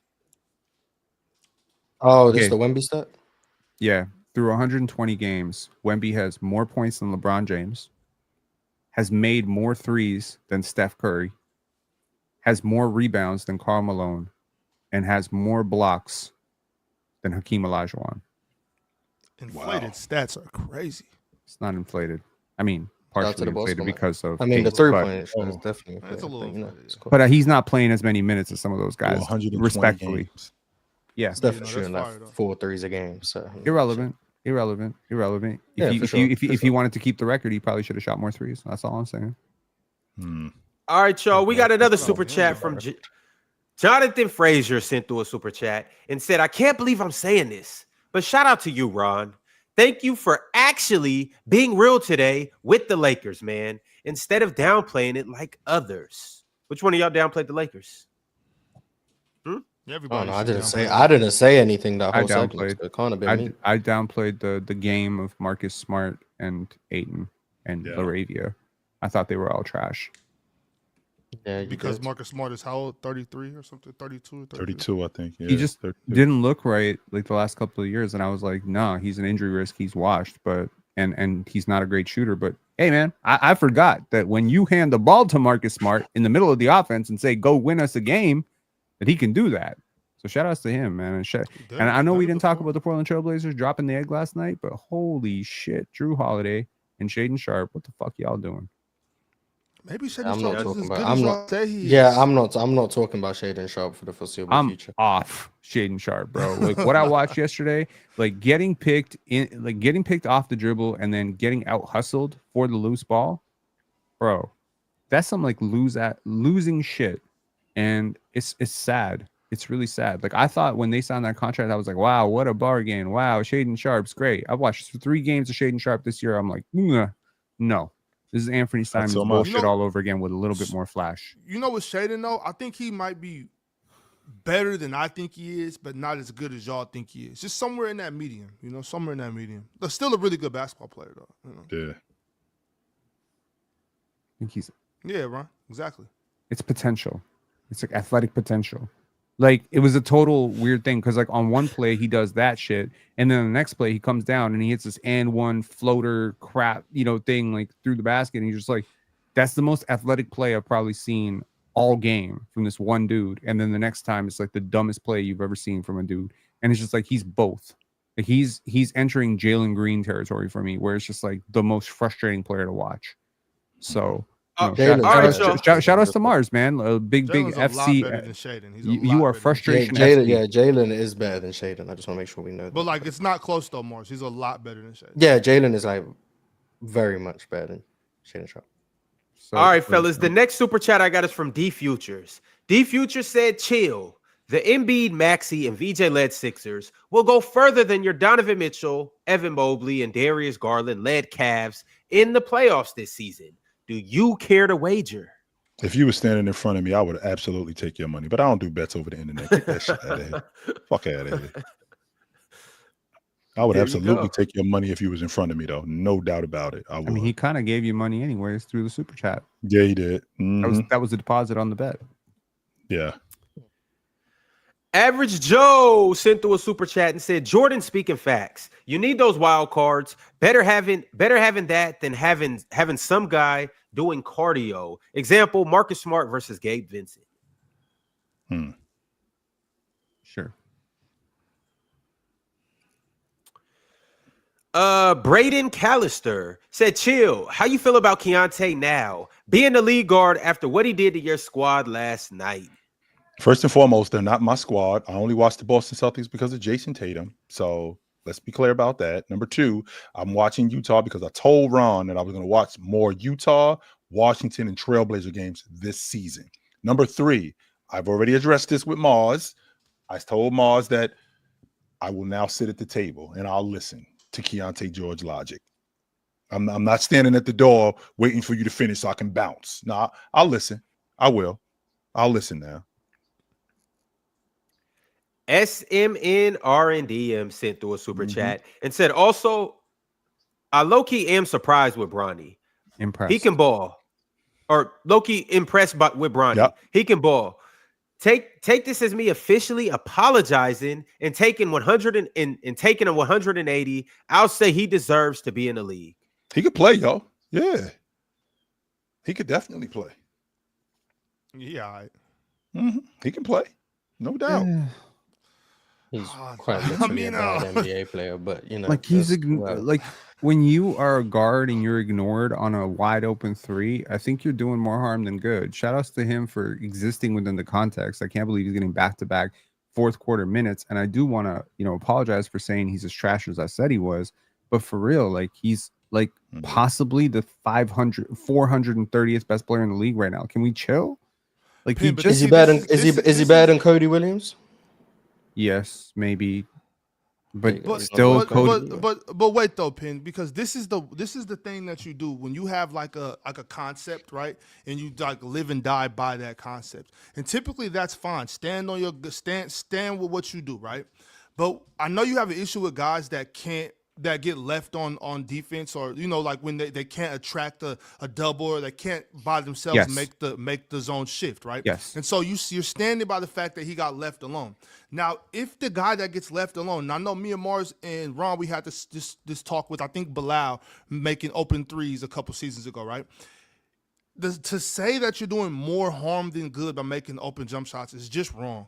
Like I understand now, if you're missing open jump shots, Pin, by all means, you got to sit down. He does miss open jump shots. He made his first one. No. I understand that, Mars, but I'm talking about in this particular instance. If you're making open jump shots, you might not be the one creating anything, and you might not be able to be talked about as, oh, he's this great offense. But if you can knock down some open jump shots at a respectable rate, you're not doing harm to your team. Is 28% respectable?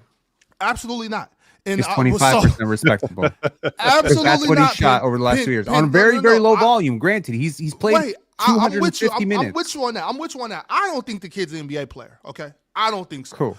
But I'm just saying, in this particular instance, like certain sets last night, I'm very small sample size. I'm talking about right here. If you can get to the point where you can make those shots at a respectable rate, you're not doing more harm than good to your team. Look, it's just the same thing with the Lou Dort thing, right? If I leave you open for a 3, that means I get to gang up on Shea. You're hurting my star. Like the whole offense is built around Luka and LeBron, okay? And to some extent, Austin Reeves when one of those guys is not on the court necessarily. If you're doing anything to get in the way, if your cut happens to get in the way of a Luka drive, I'm benching your ass. If your man is able to cheat, get off the floor. Just straight up, I'm sending you to Taiwan the next day. If you cut into Luka's driving lane, I'm benching your ass and sending you to Taiwan. That's the job of a star, to be able to accept that I'm getting double, sometimes triple teamed, and find the open shooter. Now, if the open shooter can't make the shot, bench his ass for sure. But if you're not good enough, if you're inferior to my star, so people are doubling off of you and you knocking down shots, you are helping. Absolutely helping. Because it doesn't matter who makes the bucket. As long as the bucket gets made, we're up. No, here this is a really good point here. There was a play that Jordan broke down on his channel, Drenchman Sports, and I loved it. It was a James Harden, Kawhi Leonard simple thing where they run a double out of a horns action. They run a double stagger, I think, on the left side of the floor for Bradley Beal. And Kawhi Leonard is able to isolate a single defender, and James Harden is just able to use that gravity of Kawhi cutting through the lane, and then the other offensive player on the wing is able to get a wide open dunk on an alley-oop from James Harden. That's created by Kawhi Leonard cutting through and 3 defenders focusing on, oh my God, that's Kawhi, right? That level of gravity is like superstar shit. When Shea has the ball, 3-4 defenders are honing in on him. That makes the job of Lou Dort, Alex Caruso, Chet Holmgren, everyone easier. When a player like Julius Randle gets the ball on the block, players respect that. When Steph Curry is anywhere on the court, inside 45 feet, players are gravitated towards that. Bronny is a different level of gravitational problem because he doesn't have any gravity. He doesn't have gravity as a scorer at all. He's not a he doesn't have gravity as a playmaker. He doesn't have gravity as a paint finisher. He doesn't have gravity as a standstill movement shooter. Nothing. When he had a shot on the wing, yo, with a players are running away from this dude because they know he's not an aggressive scorer. That's what I'm trying to tell y'all. Look at the basket. Or maybe he stinks and they don't want to smell. He's not a good player. He had a good game last night. I'll give him. He had a good quarter last night. That fourth quarter was amazing. I loved it. He got off the ball quickly. He got out of the way. But let's just not even like lie to ourselves here, okay? Like why do we do this? Where every single time the guy goes for 4 points, we're like, this is the Bronny arc. Shut up about it, man. Like this is why people hate on him so much, because people glaze him to the stupidest degree and then give him, splash of the day for 6 points and 5 assists or 5 points and 6 assists. Let any role player put up 25 points, y'all silent as hell. But Bronny put up 5 points and 6 assists. Oh my God! True. We just was talking about Jake LaRavia. We talked about Jake LaRavia. 13 threes. That's not true. You've been wild. You said Nick Smith was better than John Moran. No. I said Nick Smith had a better game than John Moran. And John Moran played all season. That's a role player who had 25. And you spoke about him and compared him. Respect Nick Smith, an all-star player. He's not a role. Ron, go ahead, bro. When was the last time Ja was an all-star, Mars? Please, Ron. When's the last time Ja was an all-star, Mars? When's the last time Ja was an all-NBA player, Mars? He's an all-star. If he's an all-star, I don't want to hear nothing about Scotty Barnes' replacement all-star, because Scotty Barnes made an all-star team more recently than Ja Morant. And that shit been 3 years ago. I mean, maybe they both role players. You living in the past is what I'm saying. With Ja Morant and y'all takes on Ja Morant and this dude in the chat who be talking to me, J2 creates whatever all day, but oh my God, Ja Morant. Yo, I've stood up here and defended Ja Morant. I defended him when he got banned, suspended by the league. I defended this dude and I said, no, the league hating on him. The Memphis Grizzlies hating on him. Maybe the coach needs to go. Blah, blah, blah. Ja is this mega talent. And then I started watching Ja Morant a lot last year. And I'm like, he's not as good as I remember him being 3 years ago. He's not processing the game as well as I thought he would be at this point. He's not finishing as well as I could. Chill. Here's a shocking stat for you. Over the last 3 years, Scotty Barnes has shot better from 3 than Ja Morant. And Scotty Barnes has been awful from 3. My point is you cannot be a point guard and be this bad defensively and this bad as a shooter and this sorry and also have all this baggage. You can't be like this, yo. I'm sorry, like shit. Like it's frustrating as hell because I had a lot of faith in Ja. Like I was one time thinking he might be the face of the league. Shit. Hey, well, Pin, the thing about it is, like, when it comes to Ja, though, at least the nigga got some dope kicks. Yeah, fair enough. All right, the next super chat I got is from Tupac Westside. Tupac said, also, when Bron comes back, I hope they bring Rui off the bench and make him the 6th man. I do not want him being forced to play the 3 again. Let's play Rui at the 5.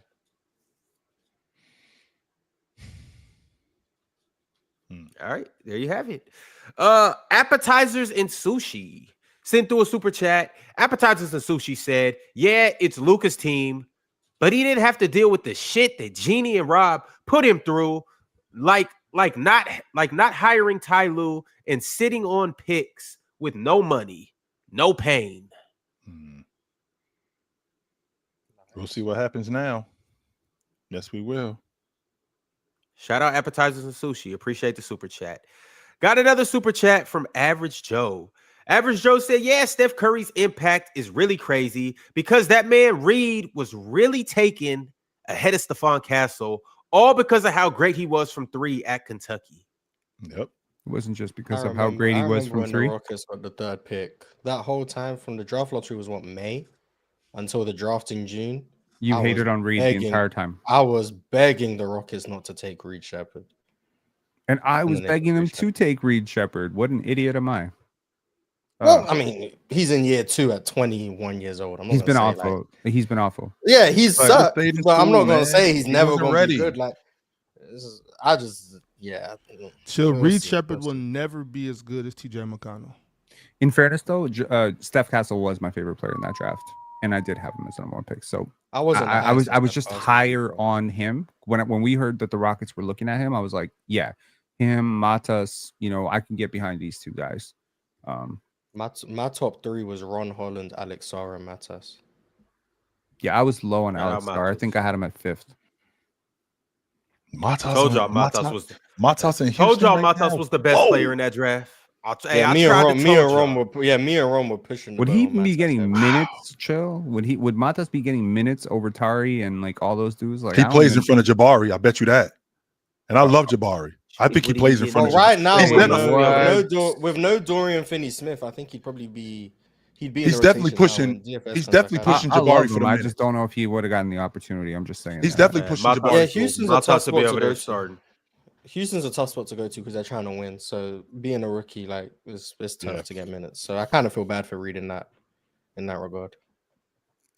All right, the next super chat I got is from Eric Espinoza. Eric said, Foxy back in the lineup tomorrow and the franchise releasing the Fiesta outfits again soon. Spurs fam, we back up. I'm excited to see De'Aaron on the Spurs team. My man, Carter Bryant finally had a good game. Shout outs to him. Yeah, those fourth quarter garbage time minutes. Yep. Mm-hmm. Hey man, he been playing first quarter garbage time minutes too. Shout outs to Carter. Oh yeah, he sucked in those minutes against the Suns. He came in first quarter, sucked. Ended up down by 30. Played in the fourth quarter, was cool. So shout out to him. Inconsequential minutes, Carter Bryant. Hey, he just needed the ball. He might be All as in good his as Bryant. hands. Shit, come on, man. All We just right, not gonna I address got- that big old super chat. We're not gonna address that big old super chat. I mean, Big Ox, do you wanna say something? He put it out there. Or do you want to I be a said the super keyboard chat. warrior? It's Or in the do you super wanna be a chat, keyboard Ron. warrior? Read the super chat, I Ron. want to read my super chat. If you put it up, I'll Read the super it, chat, Ron. That super not chat's that gone. one. Okay, well, That's Pete, that super is chat's is gone. Derek White still better than Jaylen Brown? Who said that? I said okay. that. Never mind. Go ahead, Ron. Go ahead, Ron. Who are you Go asking? ahead, Ron. Ron, go He ahead, bro. said Penn. The only person up here that thinks that Derek White's better than Jaylen Brown. Nobody else thinks that crazy shit. Yeah, I still think he's better. There Okay, you there go. we go. No, This you is also don't. a simple man. question. No, you Yes, do he not. does. He thinks he's better. You ain't gonna tell must, him what he Chill. thinks. He said it, Chill. He must think it. Yeah, you gonna tell him what he thinks. That's all NBA Pin- Derek White. Penn moves and speaks with integrity. I don't believe he would say something he doesn't mean.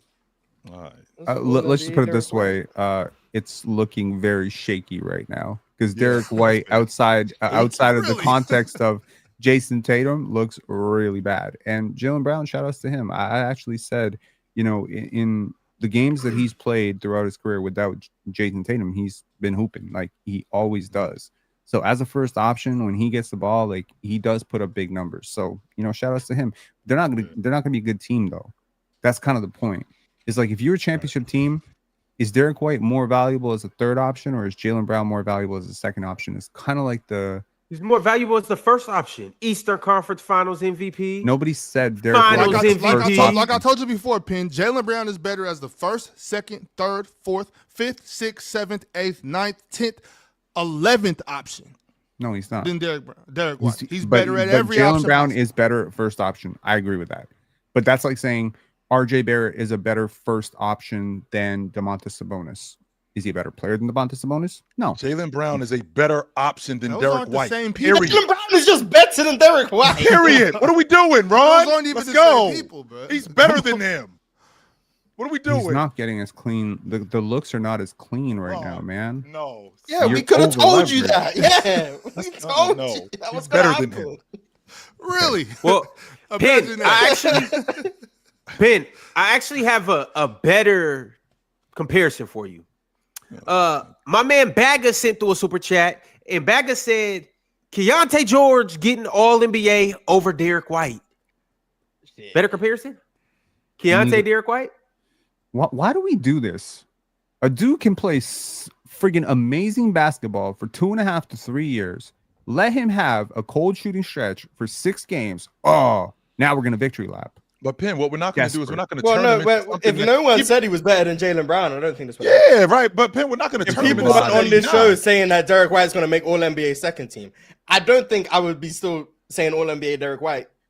Let's not even lie to ourselves. There was all-star buzz for Derek White last year. Am So I let's lying? not lie to ourselves. Am I lying? Jaylen Am Brown I has lying? always Am I been lying? better Am I than lying? Derek White. What And there were was there or was there people who not strongly all-star disagreed buzz? with that.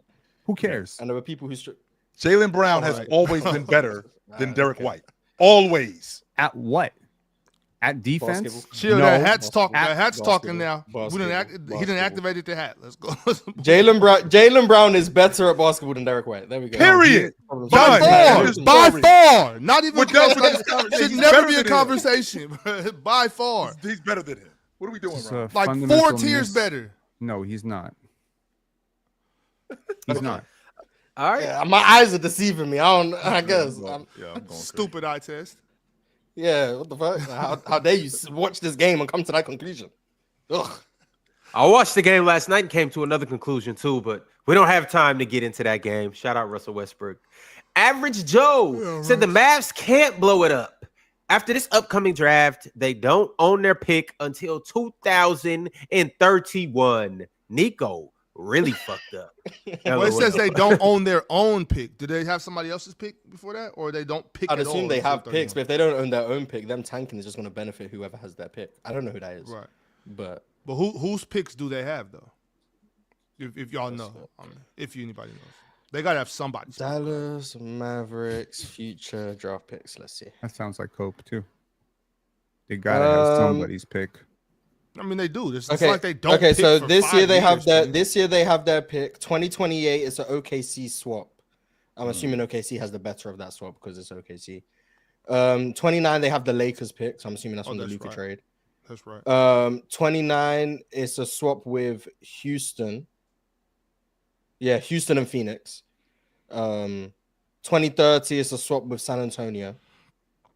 And then 2031, 32, they have their own picks. So just swaps with Houston, San Antonio, and OKC is their swaps. So not ideal.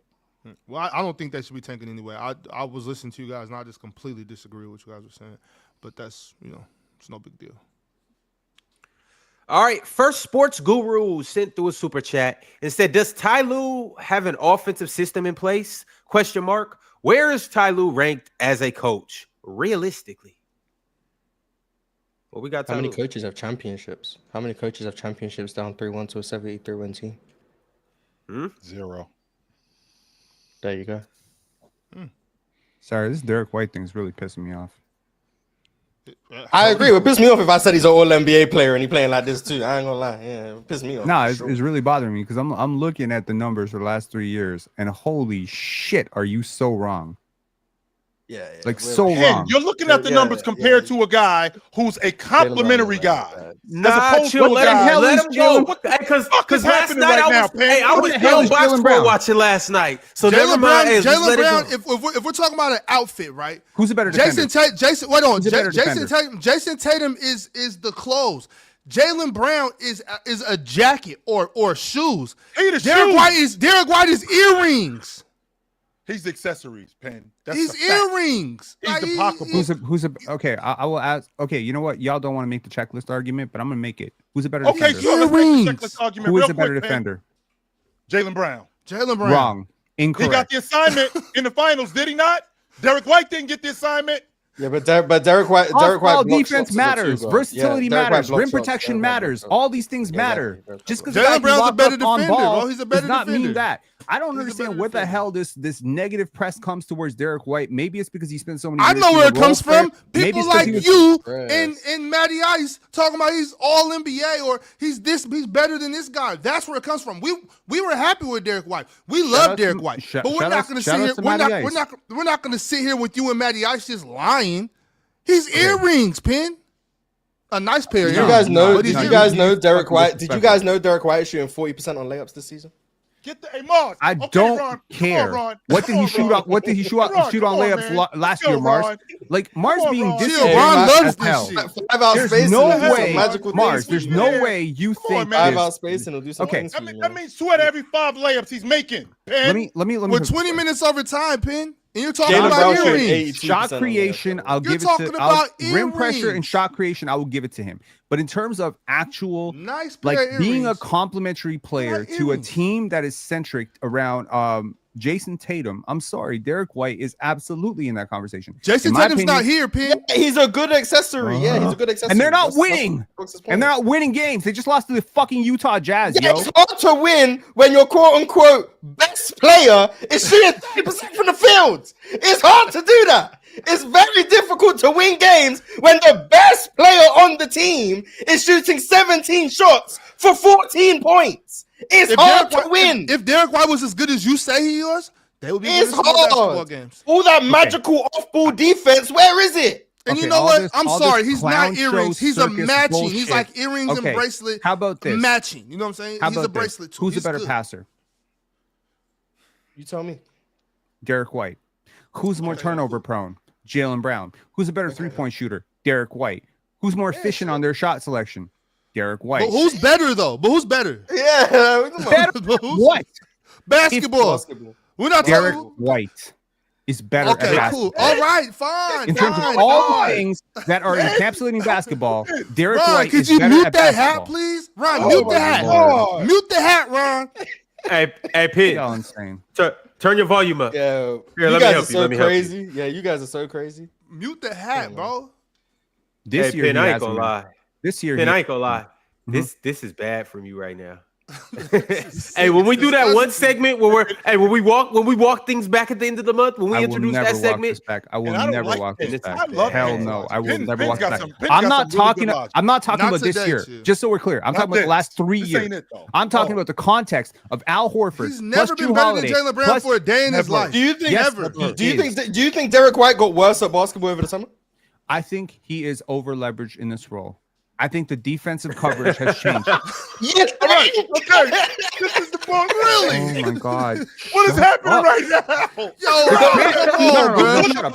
He's struggling when he's supposed to be that good. No. Y'all done pissed me off now. Ron, please. Okay. I gotta go to the gym, bro. I gotta. Ron, it's arm day, bro. Is Ron. Donovan Clingan? Ron, is I got Donovan upper Clingan body, a bro. better I got a player? bench press waiting for me, No, please, Pin. Ron. No, Please. Pin. No, Is Pin. Donovan Clingan No. a better? I want to No. respect the show and stay here to No. the end, but I No, gotta no, hit no. the gym. Is- bro. Is Donovan Stop, Clingan man. a better basketball You player have than some of the Cam best Thomas? takes that I I've want to heard, know. Pin. No, You for got real, one for of the real. better basketball minds. This ain't it, Pin. This is not it, brother. This ain't it. I promise you. And if I'm wild, talk me off the ledge. I'm trying to talk you off the Is ledge. Donovan right now. Clingan a better No, basketball Pin, this player ain't it, than Cam brother. Thomas? This ain't it, my man. This is not I'm it. asking you a we're question. not Chill. talking about Clingan and Thomas. We are talking the about Derek same White and thought. Jaylen Brown. No, Okay, because is Jaylen Cam- Brown and okay, Derek White are who on the is the same best- team, and we can see No, it. hang on. Who's the I best? can tell you who for was the sure best Cam player on the Thomas the Nets best last player year? on the This Nets. will tell me everything I need to know. But who was the best player on the Nets? Oh, last you year? want us to say Cam Johnson, right? You want us to say Cam Johnson? If it was Cam Johnson, let me know. But if it was Cam Thomas, let me know about that too. The guy who's better than MPJ as well. Yeah. Which of those players is actually a better basketball player? I want to answer Whichever this one you question. say, whichever one you say, Pin. Whichever It's Cam one. clearly- Johnson and Cam Thomas is closer than Jaylen Brown and Derek White. Just so you know. That's actually kind of a conversation. This is Cam not. Thomas. You got Cam Thomas's today, skill sets and are this is 20 way minutes better. out of my life that I'm not getting back. Ron, this is I don't know you're what you disrespectful, know what. Ron. I just want you Hey, to know this, Ron. hey, I would like to have another 20 minutes on this. This is- it's this actually 20 getting, minutes hey, it's out of getting my better life. than I thought it'd get. Cam Thomas Oh, it's been a lot to is talk way about. better at running an offense because he has shot creation abilities. Why are we RJ talking about Cam Barrett Thomas is again? I'm out. I got back. Because Hey, we chill, can't talk chill. about Derek White. I'm out. Hey, chill. Before you go, Jaylen Brown is not some perfect Rashid basketball player, yo. Shaheed. Oh, we Nigga. agree. We're comparing him to Derek White. We're not comparing him to Jesus. I'm out. Hey, chill. But comparing Hey, chill. as compared to what? What is your Hey, chill. Rashid Shaheed, nigga. Oh, Just know that. All right. Ron, You're so I disgusting. swear. This is nasty. Rashid Shaheed, chill. That's all you need to know. I don't even know what that Oh, y'all know. Oh, y'all know. I do Rashid not know. Shaheed. Yeah. Hey, You'll chill. know. Are y'all gonna fire your training staff in San Francisco or in Santa Clara? Yes. They So gotta this go. is- Moving on. Yeah. They this have is all- got to go. Definitely. Rashid. Speaking of going. Speaking of going. Shaheed. Later, fellas. I'll catch y'all dudes Merry tomorrow. Christmas, Out. Merry Christmas, Trip. Peace, Merry Peace, Christmas, Trip. peace. I can't wait for Derek White to have 37 points in like a week. Right. That'd be I won't be Yeah. here. Because I can't take it. I can't take it. That's not how you measure players like that. This is stupid. Yeah, this is. I agree, Penn. This is stupid. You know what you're doing, Ron? What you're doing right now is you're actively ruining playback tonight. We could have had a good playback tonight. What, And me? You just Or Penn? you just ruined the whole foundation of a good playback stream tonight. Why? Because he done activated that hat. And you can't. No. It takes you 24 hours to turn the hat off. Like you can't just flip the switch and turn the hat off. It takes you 24 I'm hours good. minimum. I'm Hey, cool. Penn, it's a good thing you're not coming back on until Thursday, Penn. But the thing about it is, Ox, that's not going to be the case. We watching Scotty Barnes tonight. Penn could care less about Derek White, Dennis Schroeder, Keontae George. I'll pray Scotty Barnes has an amazing game tonight. I hope he cooks Giannis just for the sake of us. Shit. Hey, that's why we're not going to have a good night tonight. Because that boy going to have his hands full.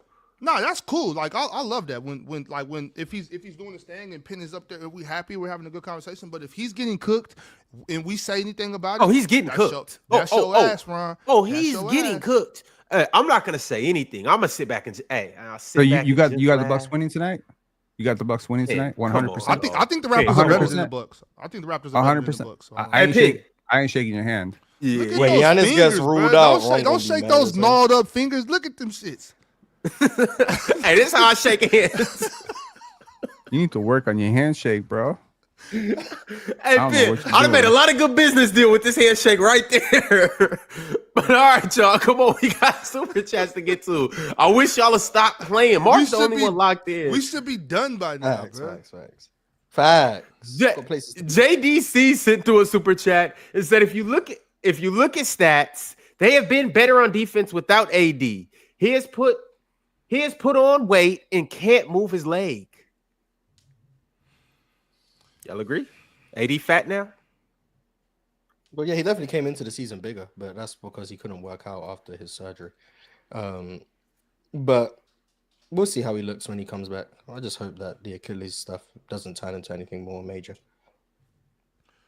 Teams like the Kings, hell yeah, they could have DeMar DeRozan for AD for sure. You ready to Average move off Joe. of now? No, I'm just saying for AD, I'll move off of DeMar DeRozan. Hell yeah, I think that makes. You us a need to better add your basketball whole team. team plus Keegan plus 14 first No, round picks. no, that's cool. No, we straight. You can keep it. Average Joe said the Mavs can only tank this year because after this, they don't have their pick until 2031. Mohamed DeBone draft? If you know, you know. 6'11" LOL. and a 14-year-old at Barcelona. I see you, Average Joe. You thinking ahead. In fairness, I think the years they don't quote unquote own their pick, it's pick swaps because of the Stepien rule.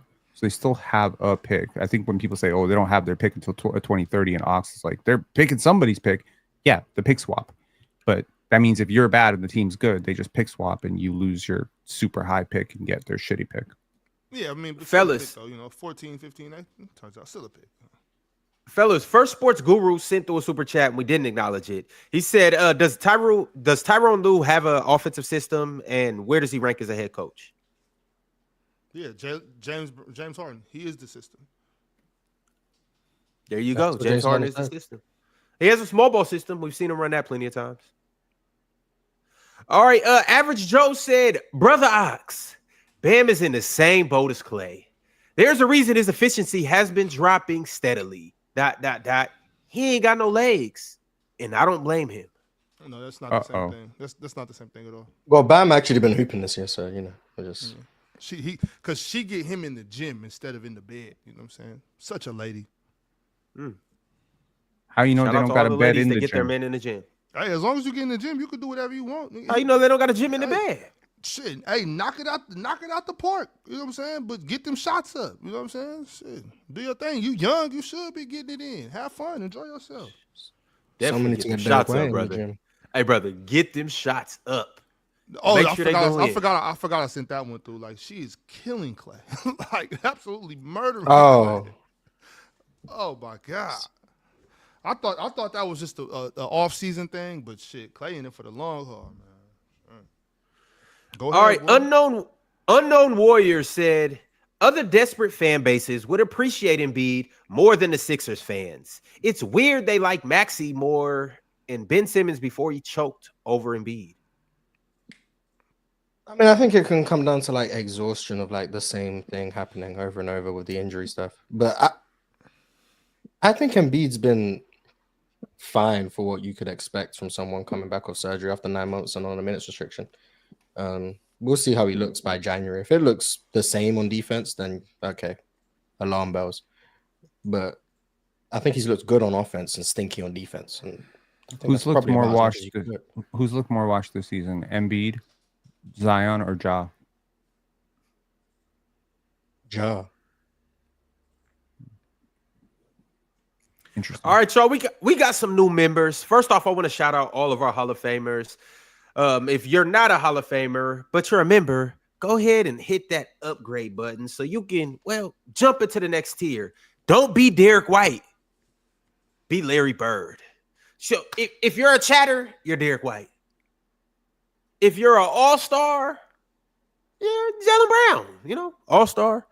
If you're a superstar, you're Jason Tatum. And if you're a Hall of Famer, you're Larry Bird. That's the simplest way I could put it for you. What happened to Bill Russell?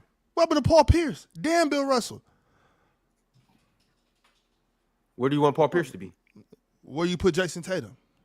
Oh, superstar. All right, if you're a superstar, you are Paul Pierce. Who'd you say, Penn? Bill Russell, Hall of Fame, superstar, Larry Bird. He All-star, Jason Tatum. As a matter of fact, if you're a Hall of Famer, you're Bob Cousy. There you have it. That's even better. Cook. All right. Cook. Speaking of the Bob Cousies of this world, shout out to Multi-Kenny. Shout out Worldwide Mace Television. Shout out Cheese. Shout out Bulletproof. Vale. Shout out my man Kingster. Shout out Small Boxes. Shout out Jean-Mar Skeet Nielsen. Shout out R. Wade. Shout out Brett Bovia. Shout out Teddy Hart. And shout out the newest Hall of Famer, the newest person to jump into the Bob Cousy tier, my dog Delsky. All right, y'all. We got some new members on the show as well. Shout out to Outcast K09. Shout out to Miles Left. Shout out to some dude named Real Talk. EJL. Whoever that is. Shout out to Appetizers and Sushi. And shout out to some dude in the chat named One Buddy who got fat lips and just sits on his mama's couch and smokes all day and never goes to work. That dude. Shout out to him. What the fuck? I was wondering who let this nigga borrow $2 to become a member again. But shout out to them. They went to the check cashing spot. Hey, buddy, let me know how you hustling niggas out of money. I would like to jump on that scheme. I think we can make something happen. I think we can form a good partnership. Hey, buddy. I think we can form a good partnership. Hey, buddy. I think we can form a good partnership. All right, y'all. We got a couple more super chats. We got a couple more, y'all. First Sports Guru said, I sent through a chat earlier regarding the Clippers and Ty Lue in particular. Please respond. My bad, First Sports Guru. Sometimes it takes us a while to, get around to things around here. But I'm glad you stuck around for us to get around to your second super chat. And I like that picture. I might go hit up something like that right after the show. Hey, Ox. Chipotle got this red. Don't get me involved. No. Hey, for real. That Chipotle got this red. You didn't touch that? You late, but I was on that 3 weeks ago. Why didn't you tell me? I'm talking about. Hey, I'm going right after this. Hey, you know the Chipotle right down the street from the showroom. I'm going right after this. But y'all, we got a couple more members chats right quick. Let me get around to them. The Jonathan Fraser sent through a members chat and said, Jake LaRavia still Ash Jordan? Stay on that side. Penn, you want to stay on that side? Nah, he looks good. He looks really good. Shout out Jake, man. Shout out Jake. And by the way, he's younger than Dalton Connect. Ron, that's crazy. I think we need to retroactively go back and just admit that I won that PCL debate. About because I had Memphis and he had OKC. No, I can't remember. Oh yeah. But I won that debate for sure because they was trying to play Santiago Dama and Jake LaRavia. I tried to tell them dudes was nice, but whatever. Cowboys got Quentin Williams. Man, the Jets really, the Jets really getting off of everybody. All right, We got another soup members chat from J2 Creates. J2 said it's over for Ja and the Grizzlies. The system doesn't fit. Yeah, about time to call that a day, man. Get him out of there. All right, y'all. And last but not least, Bandit Huncho. Huncho, a.k.a. your boys call you, sent through a members chat and said, this Bronny James bias from Clown Town. Shaking my head. My man, Luncho. Hey, keep going, Luncho. Keep going. All right, y'all. It has been fun. It has been real. It has been a pleasure. We will see you guys in just a few hours over on Playback. Yes, the show will continue because it'll be me. It'll be the biggest ox. And it'll be this guy up there watching the Toronto Raptors get cooked by Giannis Antetokounmpo, Miles Turner, Ryan Rollins, and Miles Doc Turner. Rivers, baby. Miles Turner is a Doc bum. Rivers, baby. Hey, we'll see tonight. Yeah, we'll see. The Raptors are better than the Bucks, bro, for sure. Yeah, We'll see. but unfortunately, Jakob Poeltl might be back tonight, and he's been awful. So Hey, He's better than Miles Turner. Put that fucking hand away. all right, y'all. Well, look, if y'all won't shake my hand, then guess what? Then guess what? Show me how to do it again. I'll just make a wager. I'll play a contest and make my picks on Splash Sports. And I got the Milwaukee Bucks. But if you guys got the Bucks, if you got Giannis, or if you got the Raptors and Scotty Barnes, y'all go to Splash Sports, click the link in the bio or scan this QR code and you guys can make your picks there. Make sure to use code PLAYER. I will catch y'all soon.